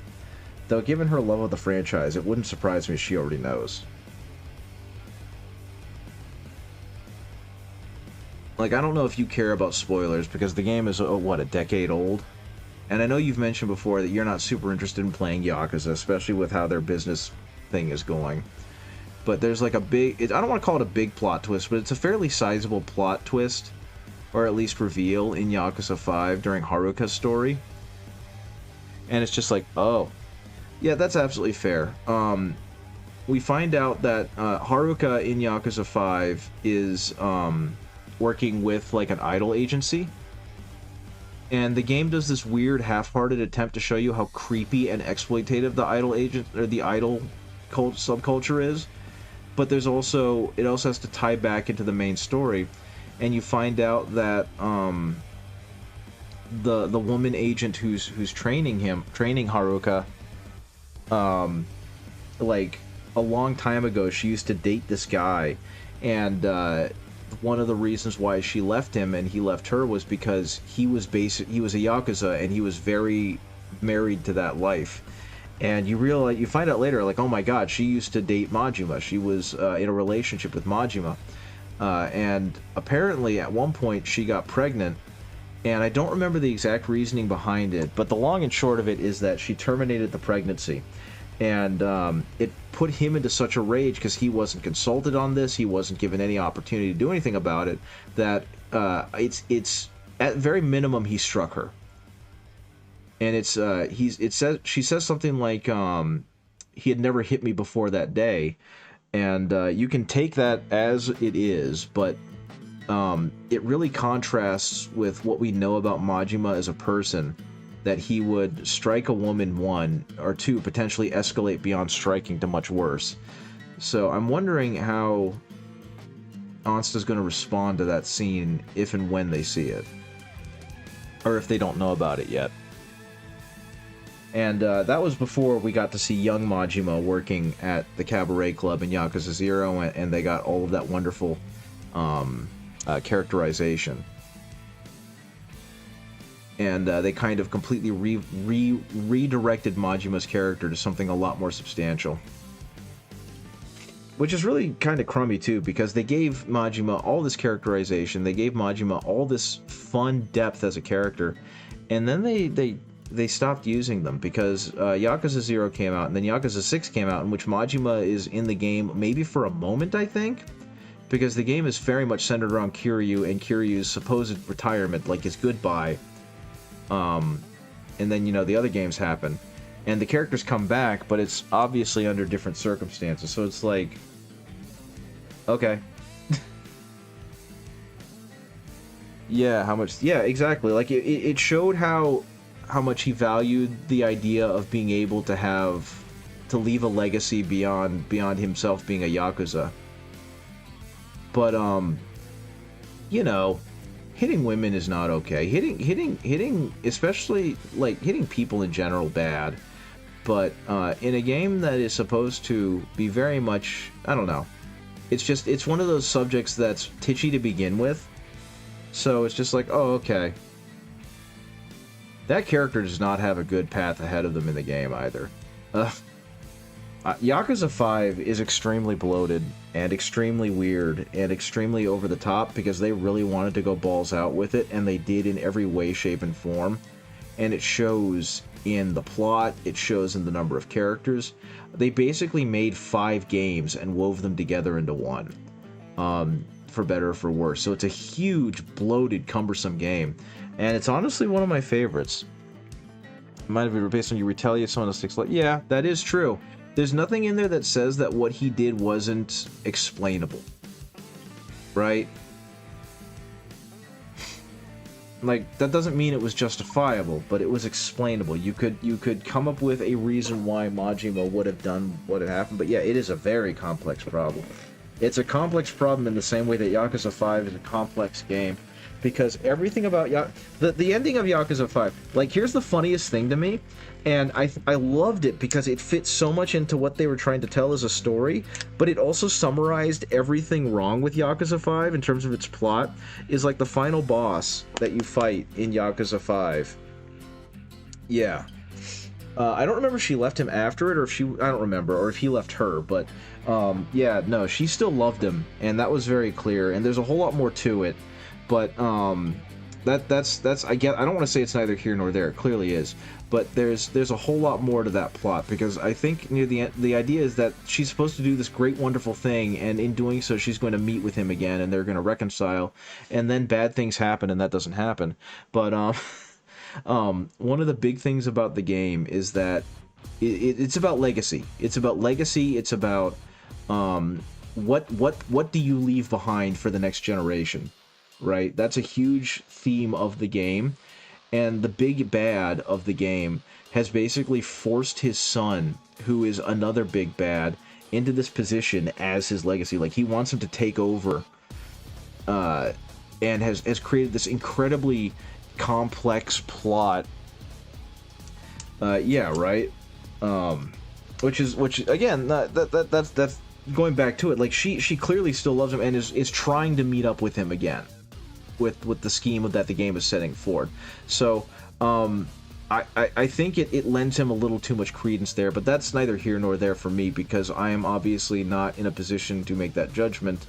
But, yeah, the main villain is trying to set up this situation where his son will inherit everything, and he set up this plot full of assassinations and murders and secrets and back-ended dealings. And at the end of the game, Kiryu fights the son, who is sitting in the Tojo clan office waiting for him, because he knows that if he ever wants to establish himself, he's got to defeat the Dragon of Dojima. And Kiryu is surprised to see him because he thought he was dead. But the character says, "I don't even know why I'm here." And it kind of is true, because, like, he didn't really do anything to set any of these plans into motion. It was entirely his dad, which is an empty legacy. But the fact that even the final boss doesn't know why he's there is a perfect example of, like, how completely screwball the plot gets in Yakuza 5. Yes. That never gets to happen, though. Bad things happen, rocks fall, and people die. So, once again, or not once again. No, it is still once again at that point. RGG had a bad habit of fridging women in their early games, and that was definitely one of them. But, like, her situation kind of spurs the rest of the game. It is a Yakuza. Yeah, right? But yeah. The guy being like, "I don't even know why I'm here," was really funny, because it's like, wow, no one knows why you're here. This is a perfect summation of the plot. But yeah, I mean, that is also part of the charm of the Yakuza games, though, is them having utterly nonsensical spiderweb plots. And that one in particular just takes the ball and runs with it. And I gotta say, knocking down all of the surrounding orange on this guy is really helping with my cognitive dissonance about the color scheme. Because he's really starting to, I don't know if it's just me, but he really is starting to look a lot more yellow. because this is all the Iron Halo. I think they're supposed to be metal. Well, they're iron. It's called an Iron Halo, Ben Repaints. Come on now. It's going to be an iron color, like a metallic color. So me knocking it down and taking it down from, not into a gold is probably going to help.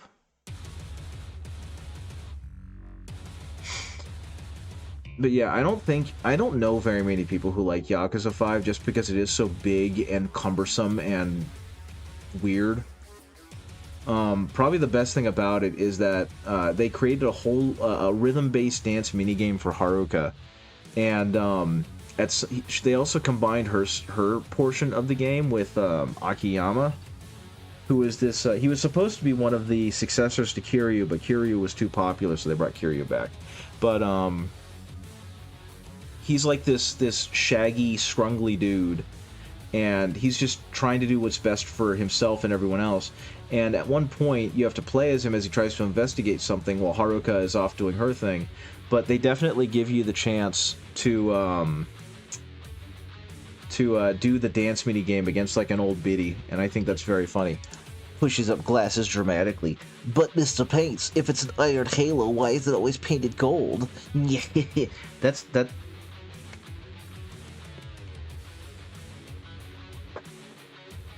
I don't know. I legitimately don't know. Why would they do this to me? That's I'm just kidding. But yeah, no, that is one of the weirder aspects of it, is they do paint it gold an awful lot. And I suppose that's because gold is better? I don't know. It's one of the many things. I don't know why it's called an Iron Halo. I don't know why it's sometimes painted gold. Warhammer is very silly. Better yet, let's not go there. 'Tis a silly place. I don't know why I'm trying to paint this neatly, because this is all going to be like a dark leather anyway.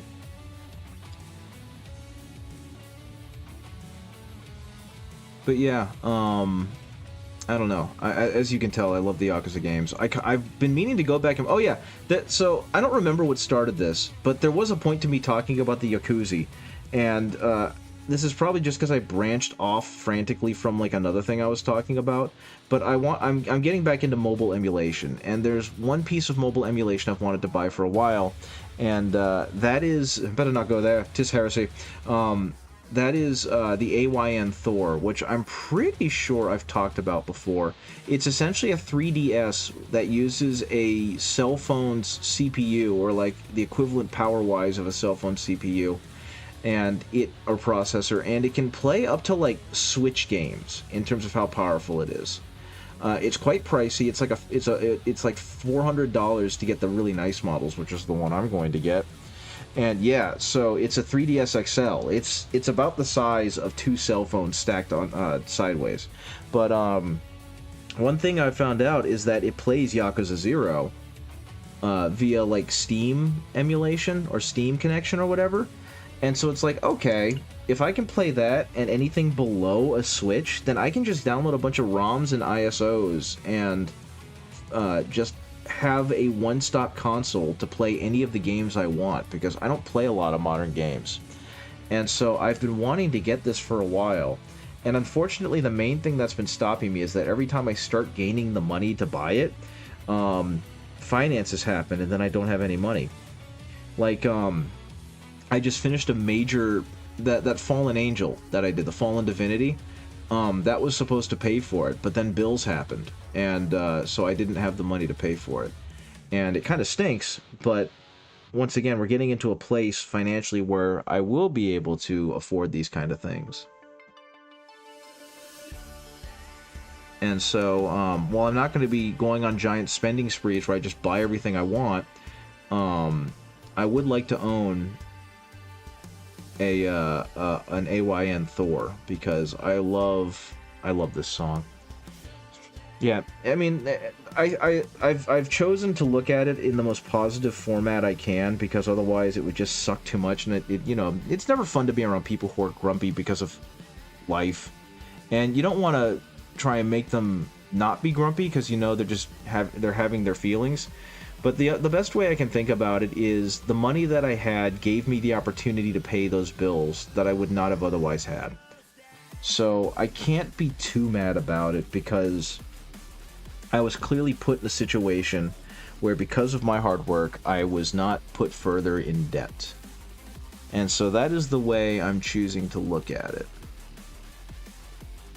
Because, like, I don't need an AYN Thor. That's very much a want, but I do need to have electricity to power the house for the next month.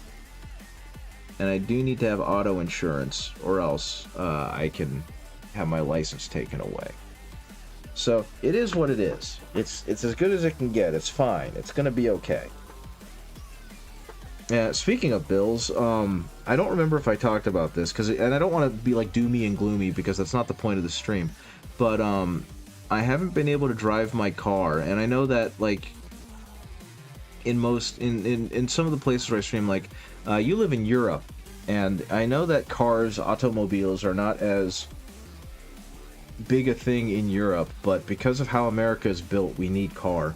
And, so I need my car to get to and from work, and QB needs her car to get to and from work. But, my car, the power windows on them just died. And so they wouldn't go up anymore, which means that I had to kind of seal off my windows or else weather happens. And unfortunately, because the windows are now sealed shut, I cannot pass a car inspection because I cannot lower my window, which is bad. Because I can't drive without an updated inspection sticker, which makes sense because you want to keep your car safe on the road. Unfortunately, I continued to drive on it for a while, and eventually I got a ticket, which sucked. But what that did was that encouraged me to be more, have more initiative about going out and getting an auto body shop that can look at my car and tell me how much it would cost to repair it. So we did that, and the price that they told me it was going to be was way too much, and I couldn't afford it, so I was like, okay, fine, whatever, I'll do it later. And so they taped my window back up, and they gave me back my car, and I drove it home. Unfortunately, I used clear packing tape to tape the windows of my car, which made them look just kind of like windows. They used black duct tape, which is a lot more visible from the street. So, apparently, while we were vibing and chilling in the house, someone decided to pull down on the window, which broke it off the rail in the inside of the door. And then they decided to go through my stuff in my car and try and rob me. Now, luckily for me, I don't have anything of worth in my car. So they stole an old Maglite flashlight that didn't work, and the battery compartment was rusted shut. But they might have broken my window further. And so I'm actually going to get that looked at tomorrow and potentially get that fixed because I need my car. Happened to me last December, was saving money all year, just getting away by surprise, raising prices for the things you use, of course. And, you know, that's always the best feeling in the world when the stuff you already use gets more expensive. But yeah, so they broke, I'm not sure if they actually broke my window further, but they need to do another diagnostic to check, so that's even more money out of my pocket before they tell me whether or not it's going to cost more. And, so yeah. What was a repair at X price has now become a repair at X price plus whatever extra repair needs to be done. And that didn't feel good. But you know what? I have the money to do it, so the fact that I have the money to do it is better than not having the money to do it, so I guess that's okay. But yeah, it's stuff like that that's just been kind of hitting at me. And it's going to be good, but I'm taking tomorrow off to do that. So there is a semi-positive to this, because what this means, how we have to take a look at it also. Well, yeah, they have to spend, you know, they have to spend man hours taking the door off of the hinge and then investigating it, then putting it back on, because it's inside the door. They have to like completely remove a fairly complicated component. If it wasn't for that, I would have done it myself, to be completely honest. But it's legitimate, like, I have no idea how to do that stuff. Give me a second, please, because I need to do something else. Oh, hello there. What am I looking at? Oh, okay, it's because Atsumi has started streaming. But no, I gotta check something. There I am. I gotta check something real quick. What Imperial Fist Captain helmet color? I don't know what the helmet color is for the Imperial Fist Captain. Oh, it's yellow. Well, that's boring. Yeah, it's just yellow. I don't like that. Well, the sergeants are just red. Veteran sergeants that. White is a veteran. Okay, that's fine. Don't care. I think I'm going to give him a white helmet, because I just like how white helmets look. So yeah, that's what's going to happen with that guy. I am appreciative already of how much better he's starting to look now that he's not just a solid color. The lack of Velveeta is really upping my spirits about how I've done with this guy. And I will be honest, I'm not sure if I'm going to do this amount of attention on the Blade Guard. I feel like I have to now, though. But then again, they are supposed to be an elite unit, so it probably makes sense to, like, go ham on them too, right? Like, if they're going to be part of his entourage, then it would make sense to give them, like, a souped-up paint scheme as well, so that way they all match. I also have scouts. I have scouts over there, and I do not think I'm going to give the scouts the same level of love and attention. They're right now painted Velveeta, and I think what's going to happen with them is I'm going to do a much sloppier, much quicker paint scheme. So yeah, how many Blade Guard do I have to paint? Oh, that's right. Yeah, you weren't here when I first started, were you?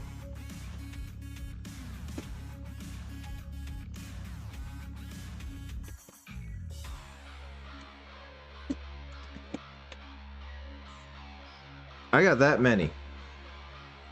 And then potentially, especially because the color's so wrong on them. Not wrong, just disparate. Give me a second. Oh, yeah. This guy. So yeah, this was the original lieutenant that I had, and you can see he does not have any orange in him. He's actually got a brown undercoat on him, because I think I was really into doing brown at the time as the undercoat. Yeah, that's definitely brown. But, A, you can see how much more amateurish my highlights are, and how good he still looks, thank you very much. But I think I am going to go... I didn't put any stickers on him, or any transfers, so I think I am going to go ahead and redo him. Compare the yellow next to the captain. Yeah, I'm not done highlighting the captain yet either. I just got him up to, like, mid-tone highlight. So, yeah, this is an orange undercoat. This is a brown undercoat, and I think he's just got Averlin Sunset and then Dorn Yellow. Or not Dorn Yellow, he's got, like, Ivory as his highlight. And meanwhile, he's going to have a whole lot more going on. Yeah, see what I mean? That's why I think I'm going to repaint this guy. I think he turned out pretty good. I'm not mad at this, but I think to make him match better, he's going to get a strip and a repaint. And that'll also allow me to redo his base to make it look nicer. How do I feel about giving the captain a red helmet? I thought about it, but red is for sergeants. And while I do like the red helmet against the yellow armor, I've been giving all of my sergeants red helmets, and I really like white helmets. So I'm almost definitely giving him a white helmet, just because I love how that looks.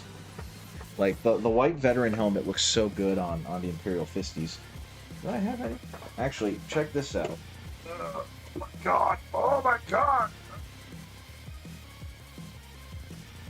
Like, I have this. This is one thing. And what's really funny is you can see how much my evolution has had, because you look at the Assault Terminators, which are probably my most recent painted ones, and just how much more saturated their yellow is compared to everyone else's. And that's fine. That's one part of my army. And then... Second, please.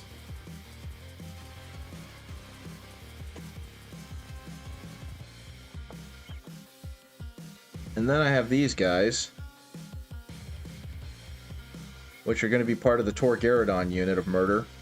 And again, you can kind of see my painting evolution. So, like, my Imperial Fists all have slightly different shades, which is perfectly fine. It's going to be okay.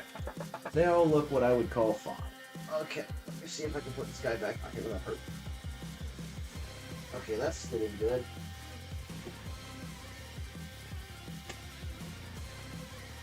And then I got these guys. Though I still need to paint this lieutenant. The white one that's charging, that's actually a lieutenant that I'm painting. I forgot to print her backpack. Oh no, you don't have a backpack. I should have spray pried them. Okay, so I'll do that eventually. But that's what I got from here. I forgot I gave them a backpack, so I'm gonna have to spray prime them now. because they're pretty much ready to go.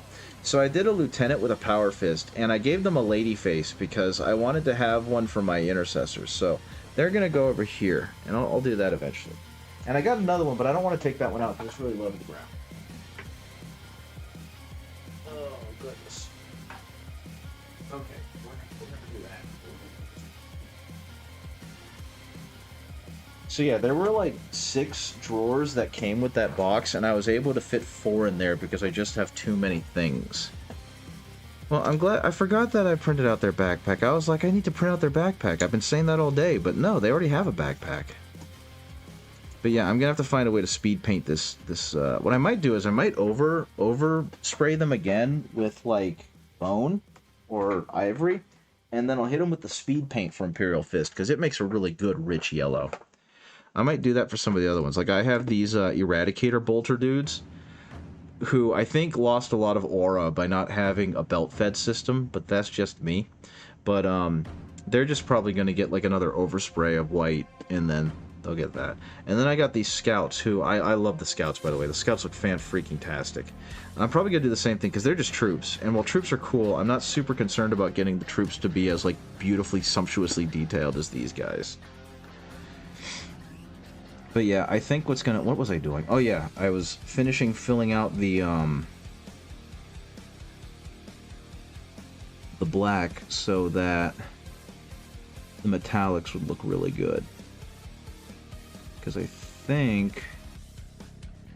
Okay, and the next thing is... I think I'm going to paint this entire thing black. How does a golden helmet sound? Going more Dorn? I thought about that. And that actually is, I think, supposed to be the appropriate color for them, as they're supposed to be wearing gold. But I don't know. I think it would be too close to the current to the yellow, and so I was like, okay. But like I said, I think what's happening is I really like the look of the white helmet, so I think I am gonna go white. Like I just think it's such a solid look of that one dash of white hitting against it.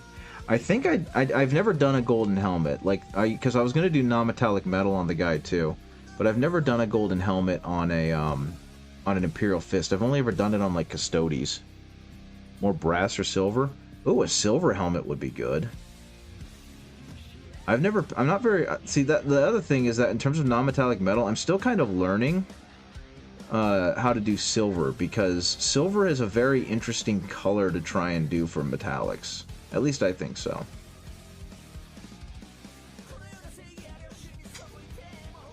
But yeah, I could do silver and just have it be like a really pale silver, or even do like a white gold, you know what I mean? But yeah, I just really like that pop of really pale, like pure color against all of the noise of the rest of the Imperial Fist panoply. So I'm either going to do white, or I might take your advice and do like a white gold and make it really non-metallic metal, because I'm still enjoying painting non-metallic metal. So one thing I've seen, and I'm really mad that I didn't do with my other shield guys, is painting the body of the shield white, like a marble. The silver could have a little blue tone in the color contrast. That's kind of what I was thinking, because that's my understanding, is that silver either has like a green in it, or it has a blue. So I'm probably going to try and do a blue, and we'll see how that works. And that'll make this guy really stand out against the Imperial Fist. I mean, the pose already makes him stand out, and the fact that he's on a tactical rock makes him stand out. But I really like how the idea of the helmet really being out there. Okay, so how do I reach you without making a mess? That's how I reach you without making a mess.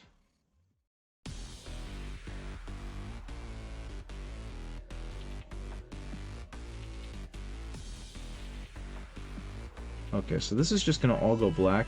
And see, this is my problem with being so excited about assembling and wanting to get that step over with.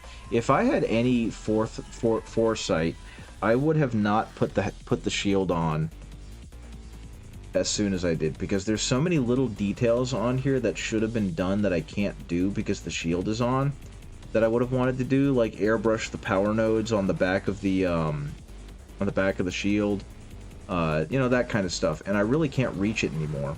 So that limits what I can do, but that's perfectly fine. This is meant to be a personal piece, not a display piece, I guess.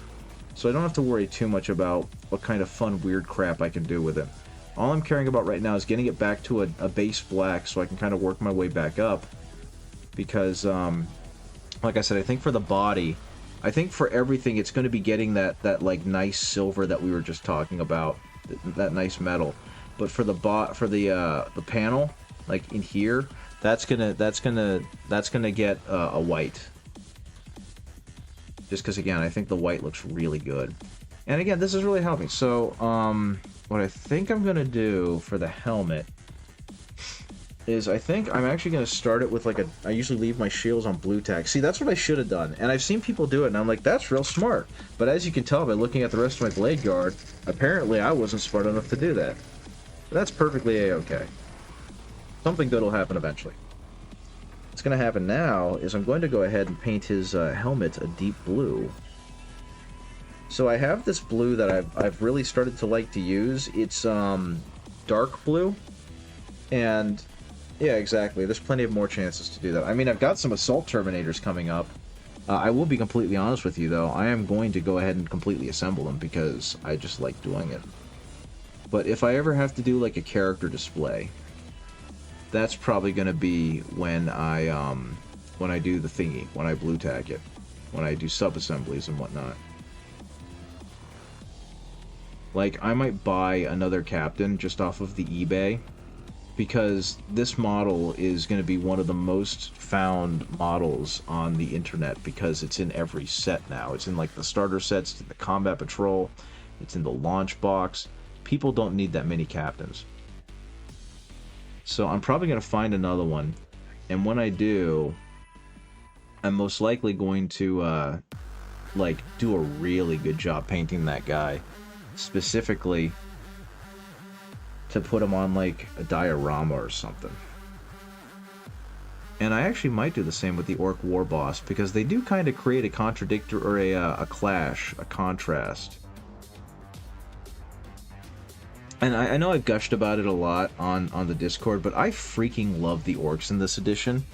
They did such a great job giving them personality, and I got to see more of it actually, because I looked at the beast. I got a set of the Beast Snagga boys as part of payment for another commission, and the Beast Snagga boys are good. I don't want anyone to think that I don't like the Beast Snagga boys, but compared to the new orcs, it's night and day. The new orc designs, the new orc sculpts and molds have so much more personality to them. Prime them without the shields, get the parts done that would get under the shield, paint the inside of the shield and glue them together, finish painting the rest of the model. What I'm probably actually going to do, because the shield it comes separate, is I'm almost definitely going to paint them separate. I keep saying that I'm not going to, but after putting the first set of Assault Terminators together, I'm almost definitely going to paint the shield separate. And I might also... I mean, I already dolled up the last Assault Terminators because they were, oh my gosh, what's the word I'm looking for?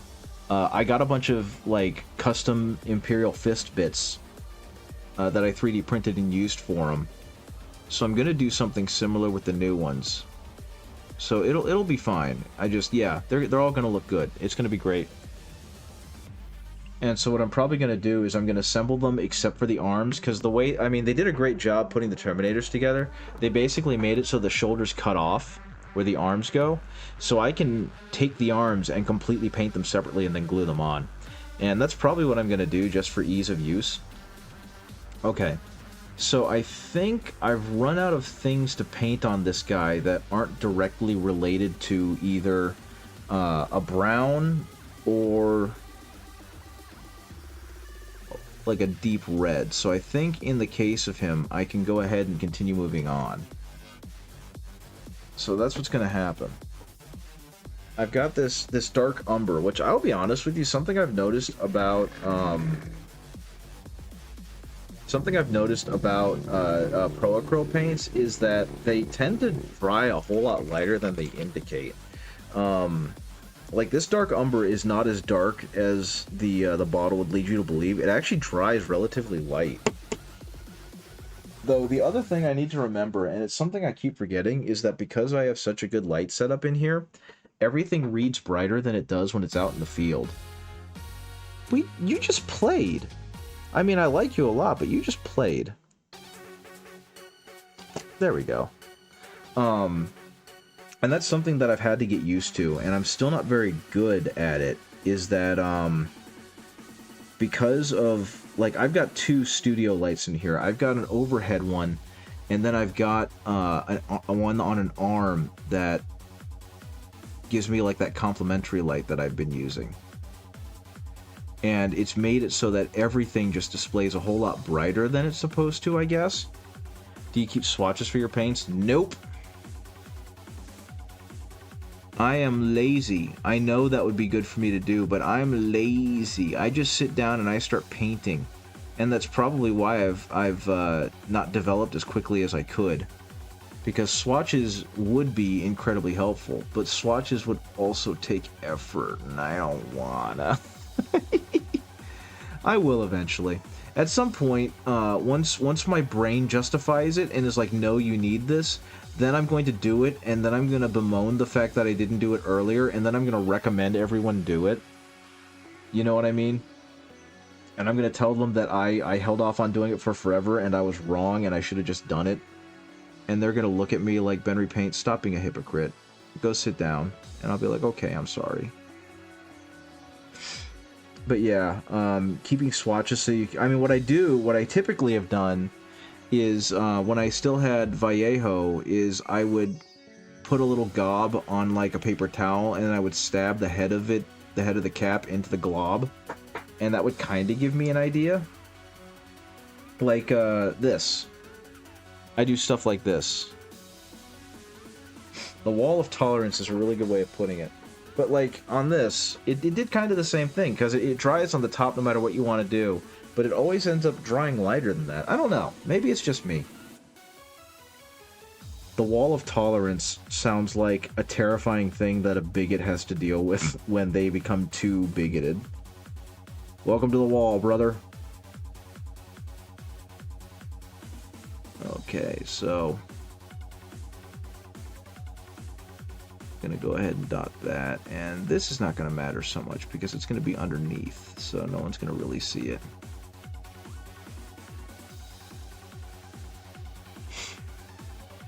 Okay. So what you're telling me is that I do have swatches, I just didn't call them swatches. That's fair. Yeah, because no, I remember seeing someone do that with theirs, and it was like, oh, that makes a lot of sense. Now I know what this color is supposed to look like. But, again, it never seems to look right. I think that's on me. Now, I will say, something I mentioned it before, but something I am excited about is, a big reason why I want to do these guys is because I am bringing that entire big-ass box to game night with me in a couple nights. And I'm excited to show off, A, the box, and B, just the myriad models painted inside it.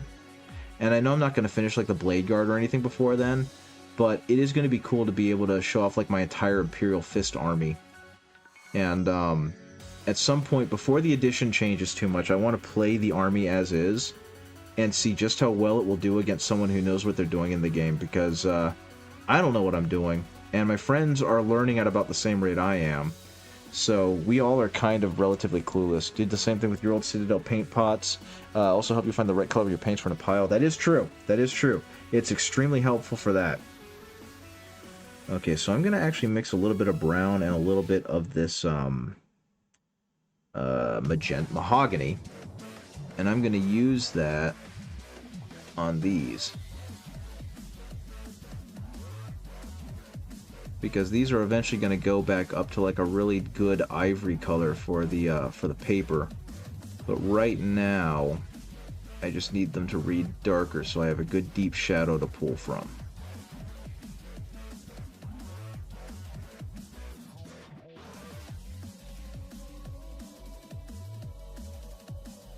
Okay, that's gonna be good. Yeah, no, I'm honestly impressed by painters who can improvise off of just looking at the contents of the paint pot. And they're just like, well, I don't know what I'm doing either, but it'll turn out good, and they're always right. And it's like, good for you. You guys are trusting the process. And I think that's cool. Okay, so more back here, and it looks like there's a bit of a spike that I missed, so I'm going to go ahead and have to hit that. So let's go ahead and do that. And I'm actually kind of falling into the same color as the, as what's going to eventually be a darker or a lighter red, but that's fine. Now, something that I'm actually a little bit confused about or concerned about that I know I'm going to need to address is that the Aquila underneath the rope is going to end up getting to a red as well. And that going black both onto the original release to evoke the Emperor's Champion. That's a good idea.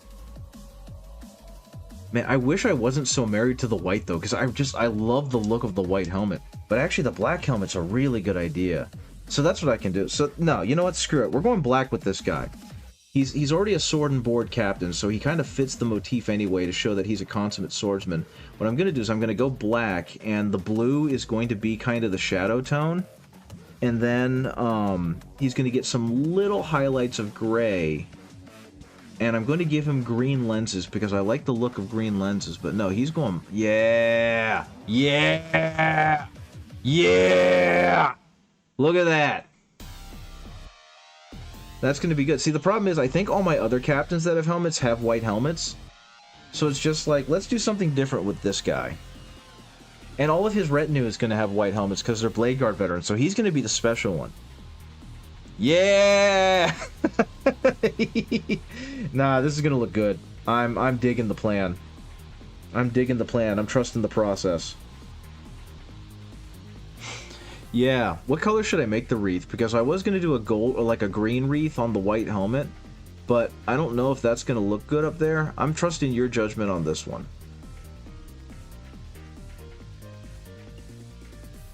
Should I also make, I always forget what these knee scallops are called. Should I also make them black? Because I feel like it should match up with his helmet to like really drive it home. And oh, in that case, with the black, I'd say either red or gold. That's fair. Wreath can be red or gold. Wreath can be... I think gold is going to look good. I think what I'm going to do is for all of the, like, trim, so, like, the eagle, the kneecaps, the Aquila here, I think those are going to go... Those are going to go black, like his helmet. I think I've been inspired. I think you've inspired me, so what I'm going to do is I'm going to very carefully paint over the stuff I've already painted over. And we're going to get, like, an obsidian. And I think that's going to look really good.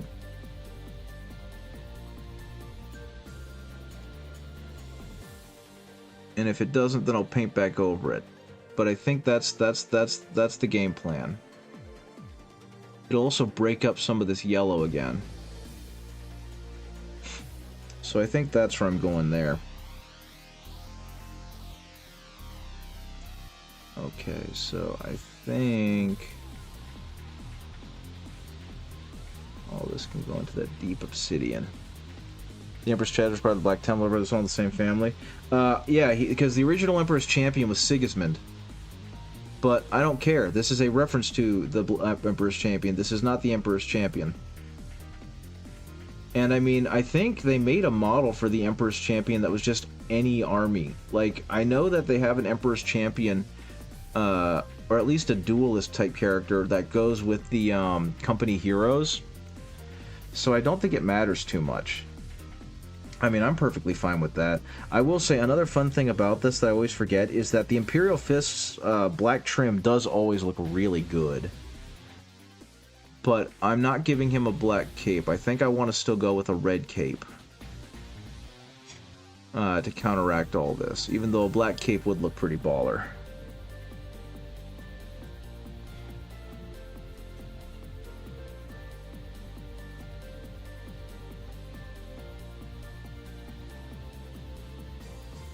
Okay, so yeah, he's going to end up having a lot more black than I thought he was, but that is not a problem.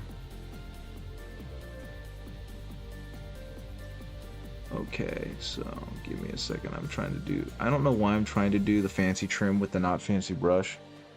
Emperor's Children Inspiration. What do you got here? Open link. Yeah, kind of like that. That's what I'm thinking. Because they've got the it looks like a seafoam green almost as the trim, and then a white highlight over that. So that's probably something similar to what I'm gonna do for the helmet, but it's gonna be a little bit less stark, I guess. I don't know. I'll find out when I get there. I'll find out when I get there. But I do know what I'm gonna do is I'm mixing some of the dark blue with the black for the helmet. And that's going to be most of the helmet color. And then I'm going to go up in highlights from there. So while the dark blue is definitely going to play a part, it's going to be like a whisper of a blue, is my idea.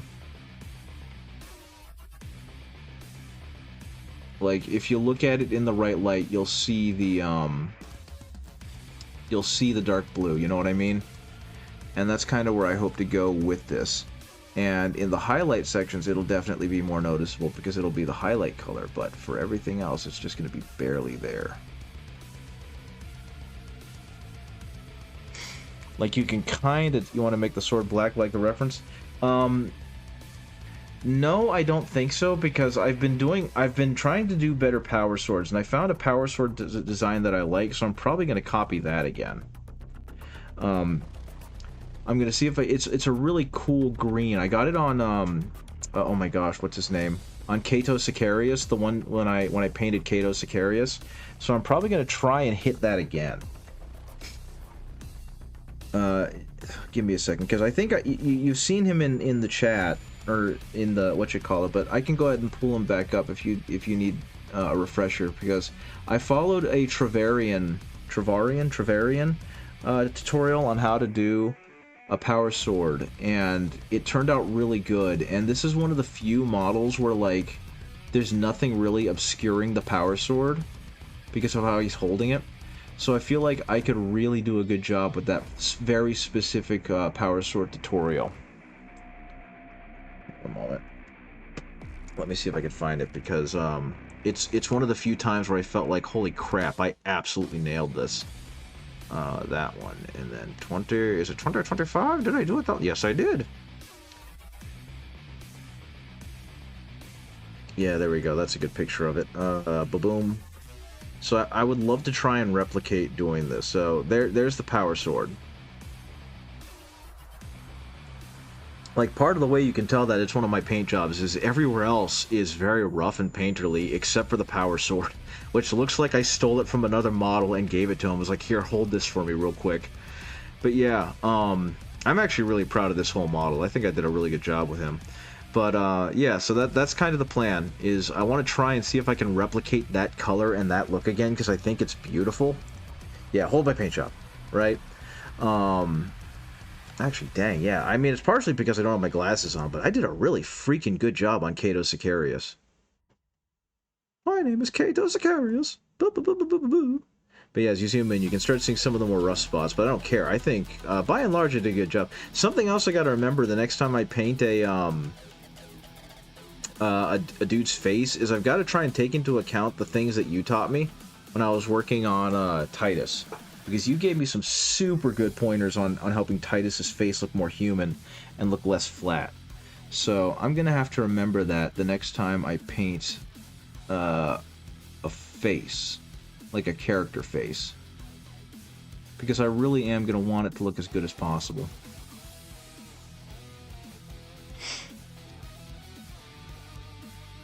So I don't know how much of Onsta's Yakuza Like a Dragon Infinite Wealth gameplay you watched, where the main character's in in Hawaii. But there's a character in that game named Yamai, and he basically looks like a feral cat, but he's a Japanese expat who's in Hawaii, and he honestly has some of the coolest boss music in the entire game. Because he's got they've been pushing towards more of an electronic sound across the games as they've progressed, and because he is a Japanese man living in a foreign land, they actually gave him like a bunch of koto, like Japanese stringed instrument to play as part of the sample, and I think it sounds really good.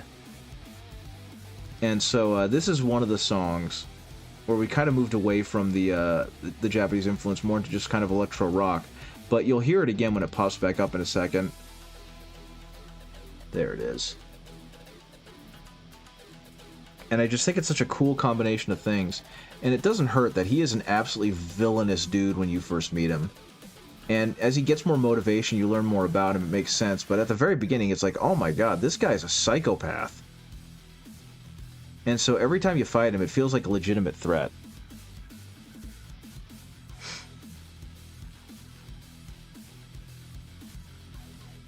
And as much as I was ragging on RGG a minute ago, I will say something about them that they did really well, and that's that between Yakuza's or Like a Dragon and Like a Dragon Infinite Wealth, they did an incredible job learning how to balance combat, because there was an absolutely infuriating difficulty spike in Like a Dragon, and there was none of that in Infinite Wealth, because they seem to have learned their lesson and took it to heart.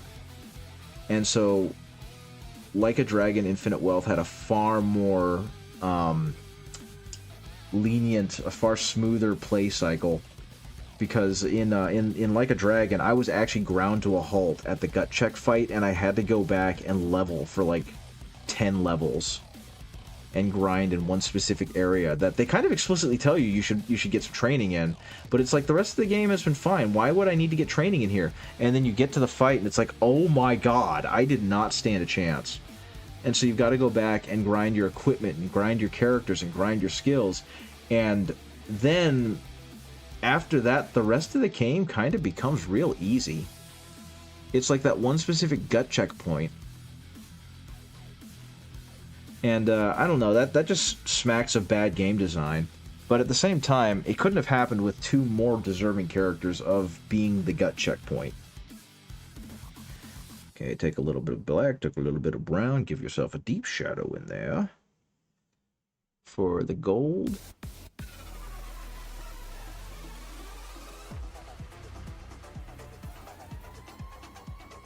Okay.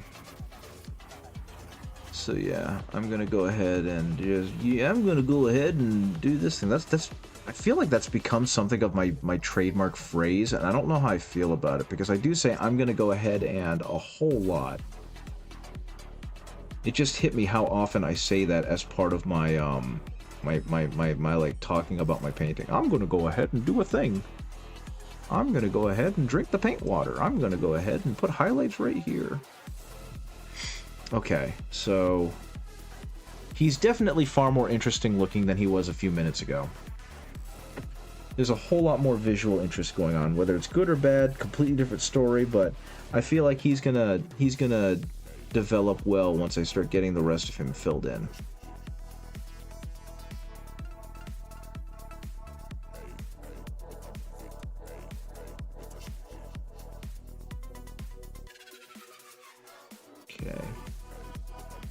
Okay.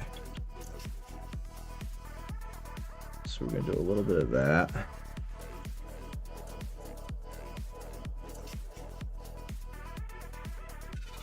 Do a little bit of that there.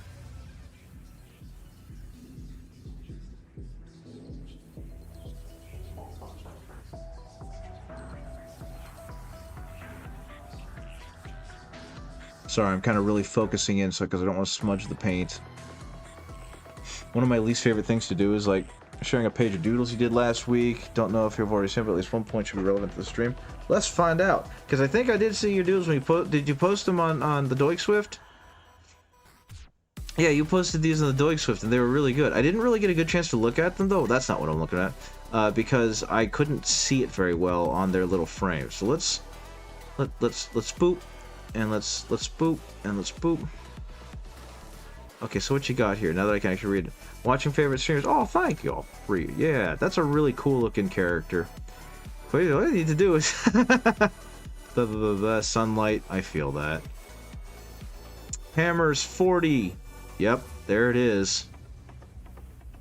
LARPing was something I wanted to get into, but I was too anxious to get into. Yeah, no, these are phenomenal. All of these have so much character behind them, and I really like your pose work a lot. Like, it's incredibly expressive. Roll for initiative. So yeah, this is awesome. Bree Hughes. That's a good name. Comic convention. Yeah, I miss going to those. No, this is very good. This is fantastic. I need to show this to QB. I think they'll get a kick out of it because you do good stuff. One of my favorite things about seeing artists is seeing how they draw expression. Because expression is just one of those things that's hard to capture right because we know what an expression is supposed to look like. So when it looks wrong, you catch it, and when it looks right, you don't really catch it, and it's just as kind of expected. So it's really cool seeing an artist be able to convey an expression on a character they created. I was actually talking with a coworker about something similar to this. When I was younger, I was very much an elitist when it came to the things I liked. And I feel like in a lot of ways that severely limited my growth as a person and my ability to appreciate things. And they always used to say that you become more picky and your tastes become more limited as you get older for some people.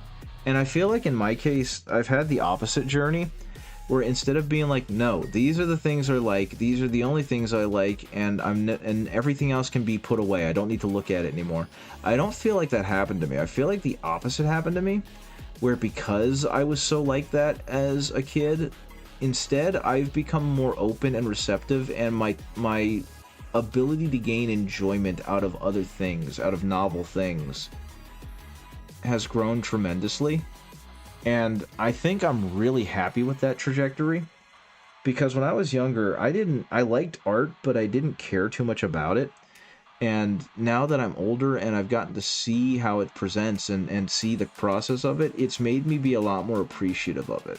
And like really be able to sit down and stare at something in a way that I wouldn't have been able to years ago. And it's the same with like music. In the case we were talking about music, because we were talking about like heavy metal bands we used to like.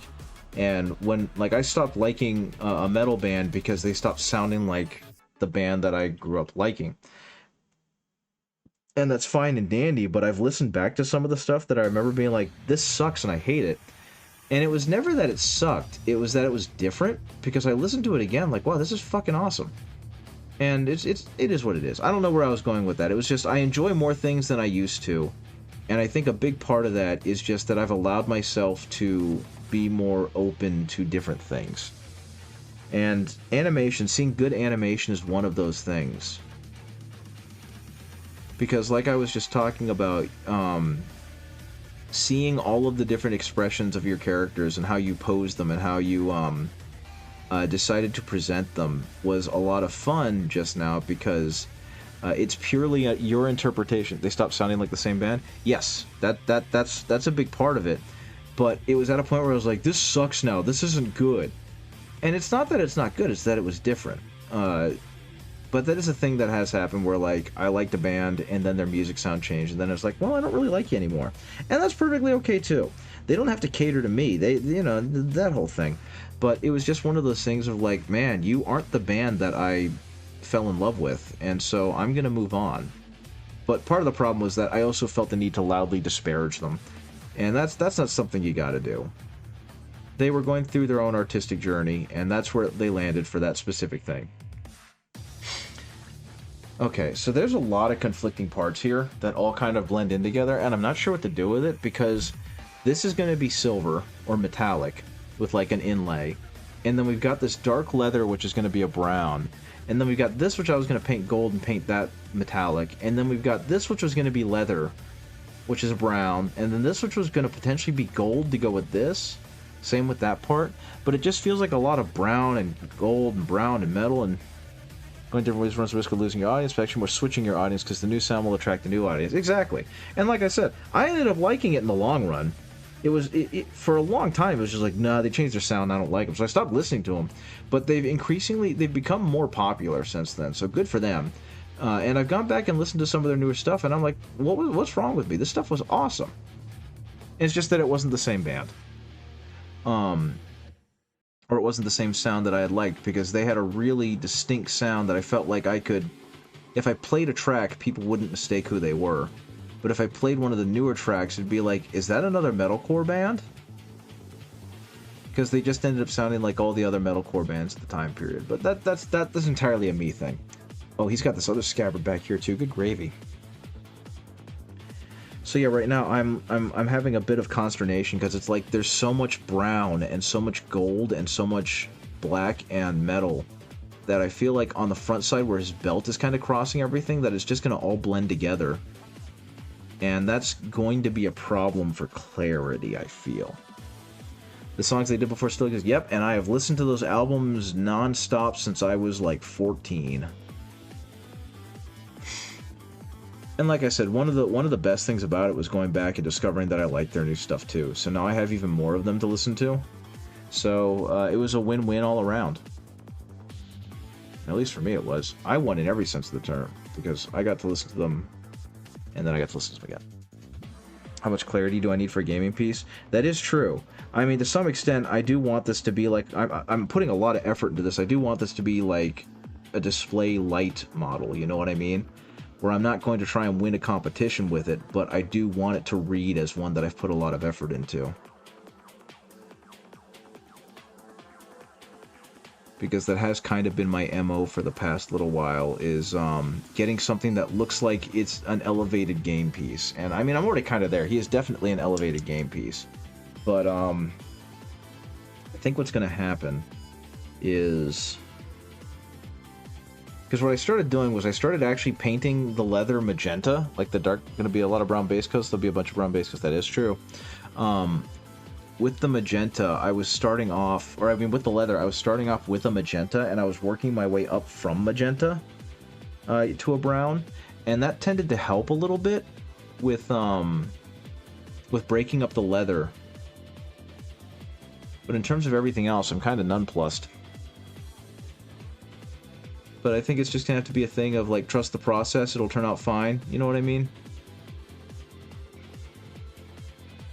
Okay, so hopefully I can see what I'm doing here. Okay, so we're just going to go ahead and do a little bit more of that. Actually, we're just going to paint all of this a darker brown. I think I know what I'm going to do here. I figured it out. What's going to happen is we're going to paint this a much darker brown right down the middle. And then at the borders, I'm going to paint it up just using, like, the brown and then some standard... Okay, I'm figuring it out. I'm learning!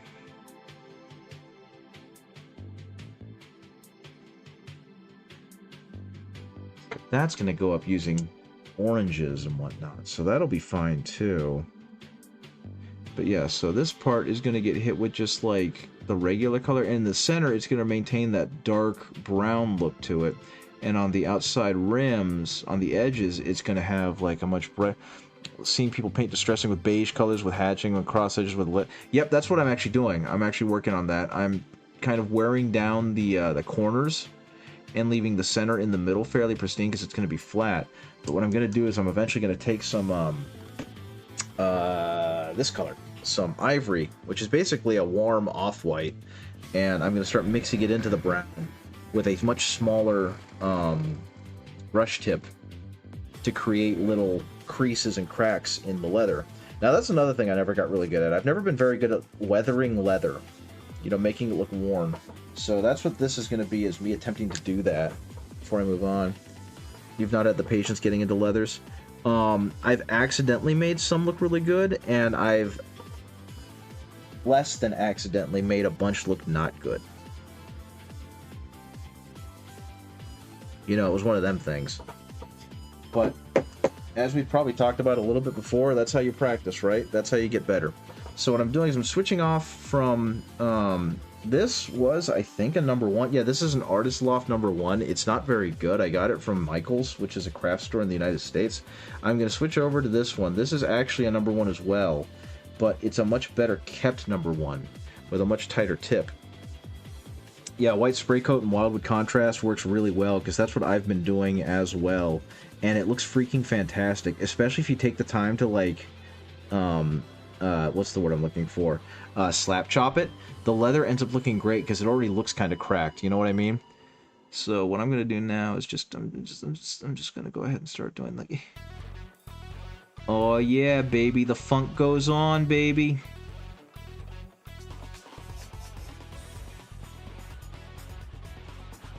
I'm just gonna go ahead and do this.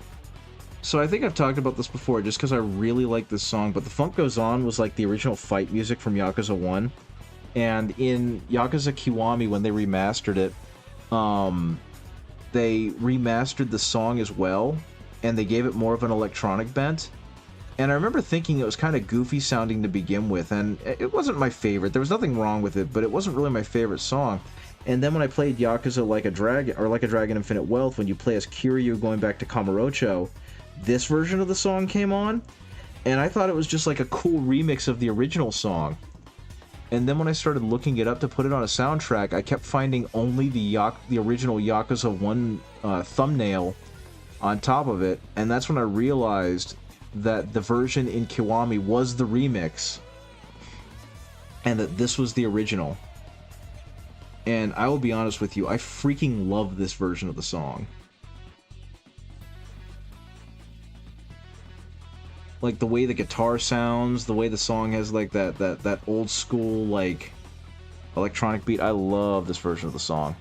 It leaves a stained light edge, but the light edge looks like the distressed parts. Exactly, that's why Wildwood is so good for that. At least I think so, and apparently you think so too.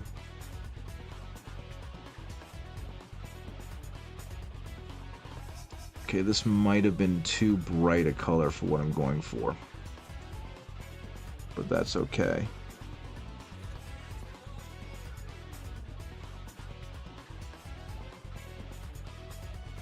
Because what I can probably do is I can probably knock it back down with a little bit of...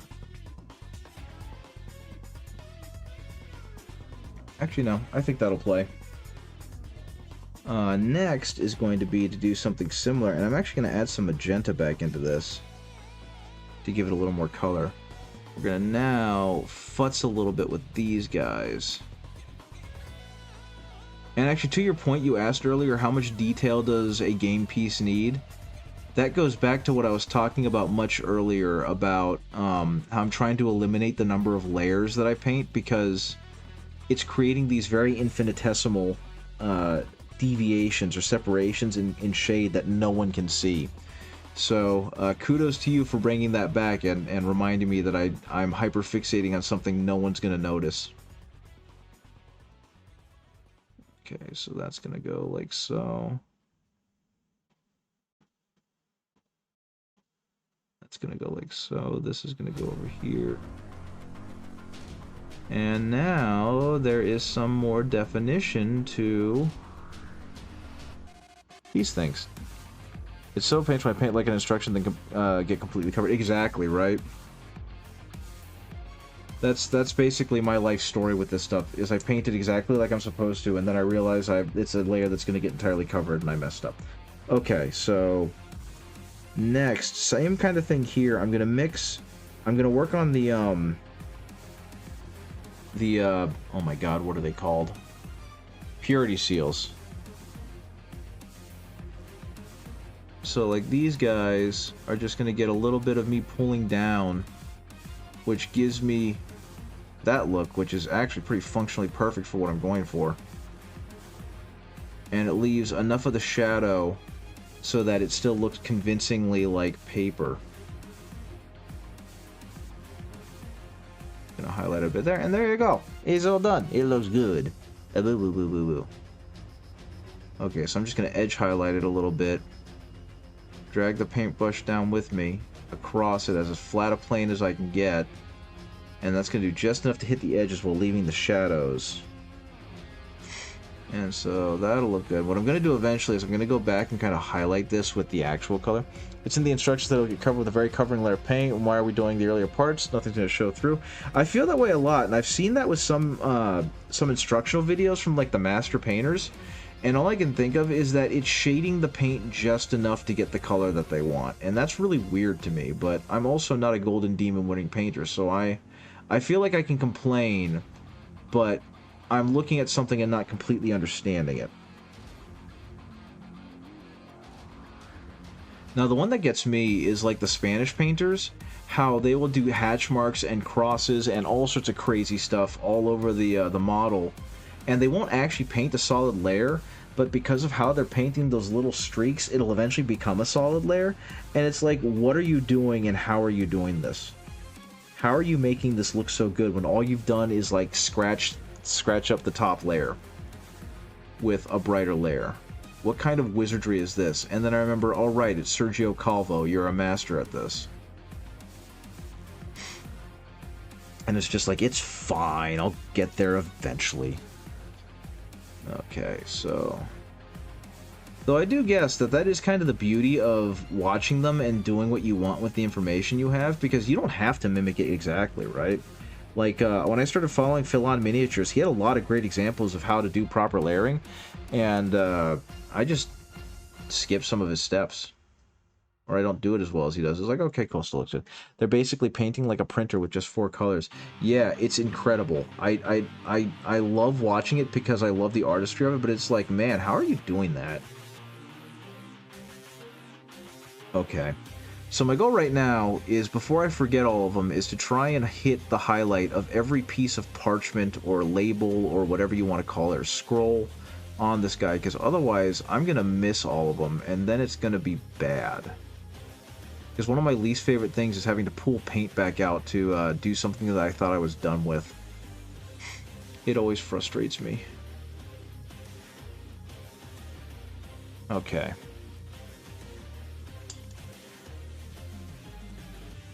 Let's see if I can go down a little bit on color here.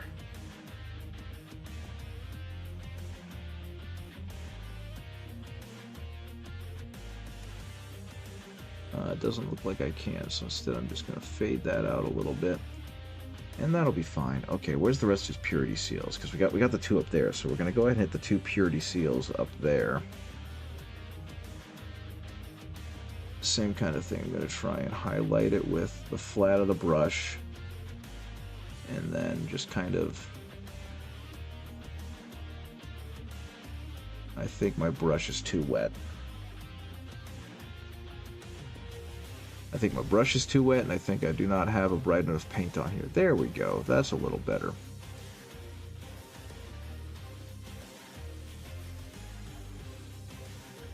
Okay. We're getting there. We're getting there. The colors are slowly getting to where they need to be. Let's mix a little bit more ivory in here to try and brighten this up a bit, because I think it's blending too much in with the previous layer, and I don't like that.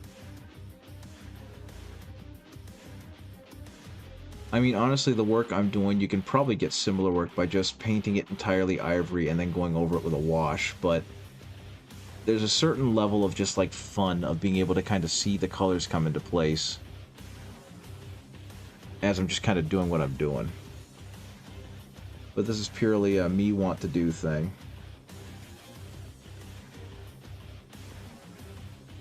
Because it's also kind of showing me where the shadows are, and one of the things about, like, the contrast paints or the shades is that they'll just kind of flow wherever, it feels like at times, and then you end up with just this unsightly mess. So anytime I can kind of hand control it in, I appreciate that, and that's kind of what I'm doing right now. Let's hit the back of use. Okay, there we go.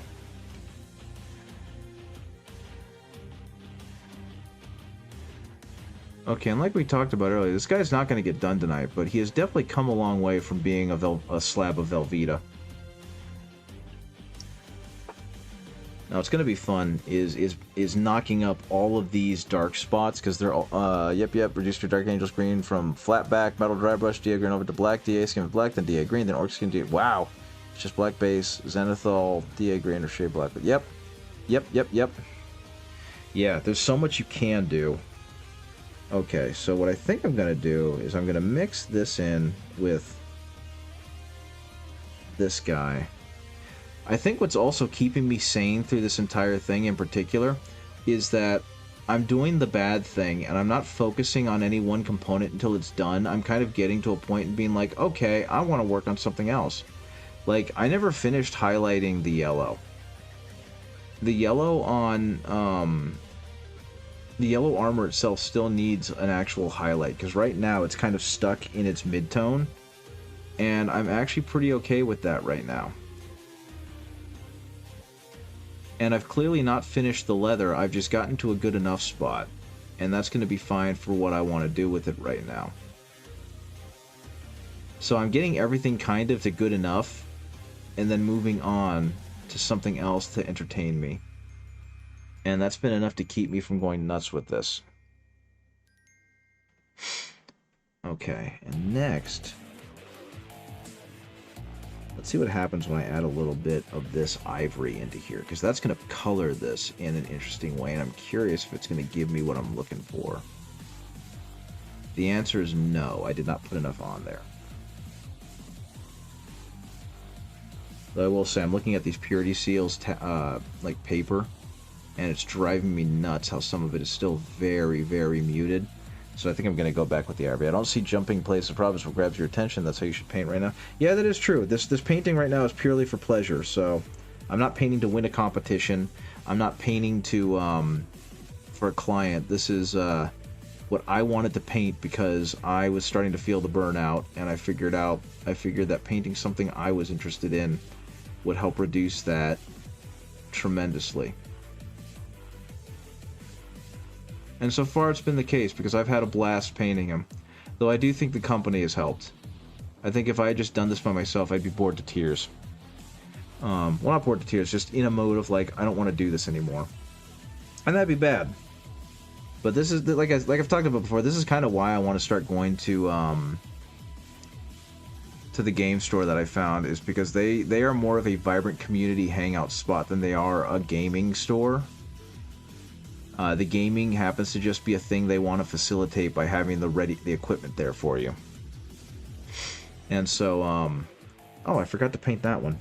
And so I'd like to go there and just paint and hang out and socialize with people, and, you know, the part of the hobby that doesn't get to be done very often unless you already have a built-in friend group. That's kind of my goals with this place.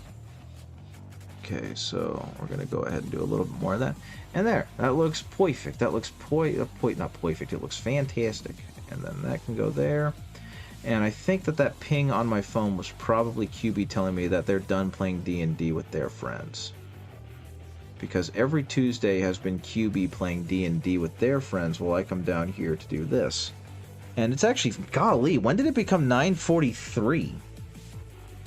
I looked at the clock and it was like 9:15, 9:13, and I look away for like 2 seconds and suddenly it's 9:45. You know, time flies when you're having fun, all that fun stuff, but I swear to goodness gracious, it just suddenly jumped a half hour. Near a 2.5 hour stream. Yeah, this has been one of my longer ones. But as you can probably tell, this has also been one I've enjoyed a lot more thoroughly, because I've been painting something that I really care about, and I've gotten a chance to really lean into it and paint it really super heckin' good. Because that is something else that, for the most part, the things I'm painting, I'm either painting on a deadline because I need the money, and so I've got to make it look as good as possible, or I'm painting really quickly so it doesn't have to look great, it just has to be to the level that the client wants. And it's like, there's joy that can be found in that, but this is my dude. This is going to be my captain. He's going to get a name, and he's going to be the guy that leads my specific army. And I think there's a lot of value to that with, and it's like I keep saying, that's why I wanted you to paint your, and that's why I want you to paint your, thank you. I definitely appreciate the encouragement, but yeah, it's like, people talk about, oh, you can play Warhammer on Tabletop Simulator, but I barely want to play Warhammer. The only thing that makes me want to play is playing with my characters that I've painted. If you take that away from me, there's a million other things I could be playing that I care much more about on my computer. Okay, so from what it looks like, I didn't get that leather. Okay, I forgot to get the leather on his gun. As long as GW doesn't crack. They already have, actually. They've removed a ton of assets, and I hate them for that. But, I don't play Tabletop Simulator specifically. For the same reason I don't play Magic on Tabletop Simulator. I'm interested in playing with my deck of my cards that I'm holding. The tangibleness, the tangibility of the game is a huge part of why I like it. The gameplay is there to facilitate me pushing my models around, is my look at it. And there are other people who legitimately love the strategy of it, and I'm glad that they do, because someone has to. But that's not why I play the game, and not what interests me.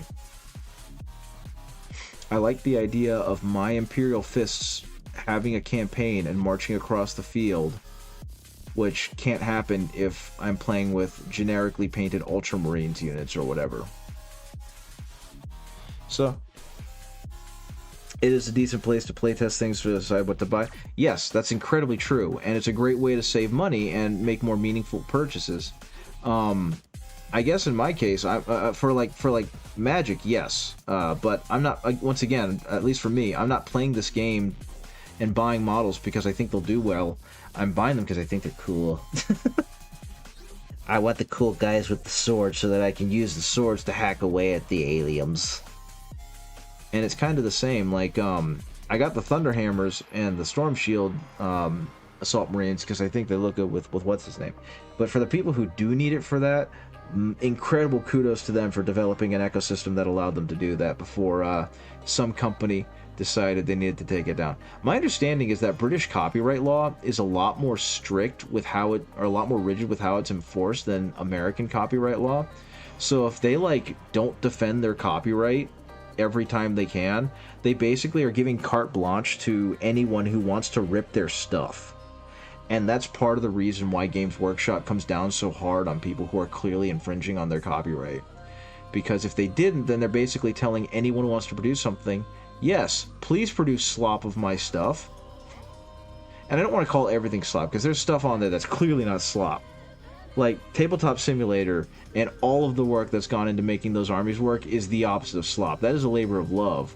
But, I mean, you've seen what AI slop is. Can you imagine what would happen if legally they were allowed to do that because Games Workshop didn't defend it? It's like, it friggin' sucks. But anyway, I think for the most part this is going to have to be the stop point for me, because it's almost time for my bed and I am a sleepy boy. Actually, it's not. I don't have to go to bed. I don't have work tomorrow. But I still need to continue with the sleepy times. And I think I've come a long way with this guy. I have good ideas of where I'm going to go with this. I think what's throwing me off right now is these scallops are really, really dark against him, and I don't like that. But since it's going to be made with a metal, it's going to be brought back up to almost a white, and I think that'll look better. And it'll probably reflect a little bit of the yellow too, so that'll probably help with it. This is going to be white, this is going to be metal. I don't know what I'm going to do back here, but I'll figure it out. But yeah, I've collected Yu-Gi-Oh cards before, and since it's all play nothing else, I have no one else to play with, I've lost so much interest. Same reason why I didn't get into Magic, but with Warhammer you can paint, but yeah. Exactly. And with Magic I had kind of the same problem. The thing that kept me into Magic was the fact that I had a community. If I was just collecting the cards, I probably would have lost interest a while ago. But unfortunately, the stuff I like to play was part of the competitive part of the game. Sorry, I hit the camera with my head. But I'm also not that competitive, so I didn't like playing to win. I didn't like playing against team decks to win. I had a Spirits deck that was very efficient, and technically it was a tournament level deck, but I just really liked how it played. And so playing, it was like a lower tier tournament level deck, and I never really wanted to get good enough at it to win tournaments. I just wanted to get good with it. But it always felt like I was playing 2 sessions behind everyone else because I didn't have a lot of money to pump into the game, so I wouldn't have the most efficient cards, and so my deck would run, but it would always just feel like I was going to get I was spending $8 to get my butt kicked every Friday. And so that kind of made me lose interest. But that's a whole nother story. The story for tonight is I am cleaning up right now. I am trying to clean my wet palette as best I can. And I'm just dabbing up moisture and excess paint off of it. And that's going to be it for tonight. And depending on how tomorrow goes, I might stream during the day. I don't know yet. But what I'm going to do tonight is finish cleaning off my brushes and whatnot. We're going to take a look at our lovely lad. he did turn out pretty good. Unfortunately, the yellow is still a stark contrast to this yellow. So I think he's going to have to get a repaint as well. But yeah, I think that looks pretty darn good. I think I still want to paint his cloak red. I think I've gotta. I don't think I have a choice. So it's going to be red, and it's going to be great. But yeah, he looks pretty darn good. I'm going to go ahead and let's see who can raid. See if anyone's awake. It looks like... Oh, Drawfee's playing Big Walk. Okay. I think we're going to have to go ahead and... Wait, Miniature Graveyard is online too, and they are also mini-painting. So I think I'm going to have to pause, and I'm going to have to raid Miniature Graveyard. Pretty darn good. Okay. I'm so sorry. Miniature Graveyard. There we go. Okay, so we're gonna do that, and thank you for hanging out with me. I do appreciate it. I hope you had a good time. It's gonna be okay. Don't worry about it. It'll be fine.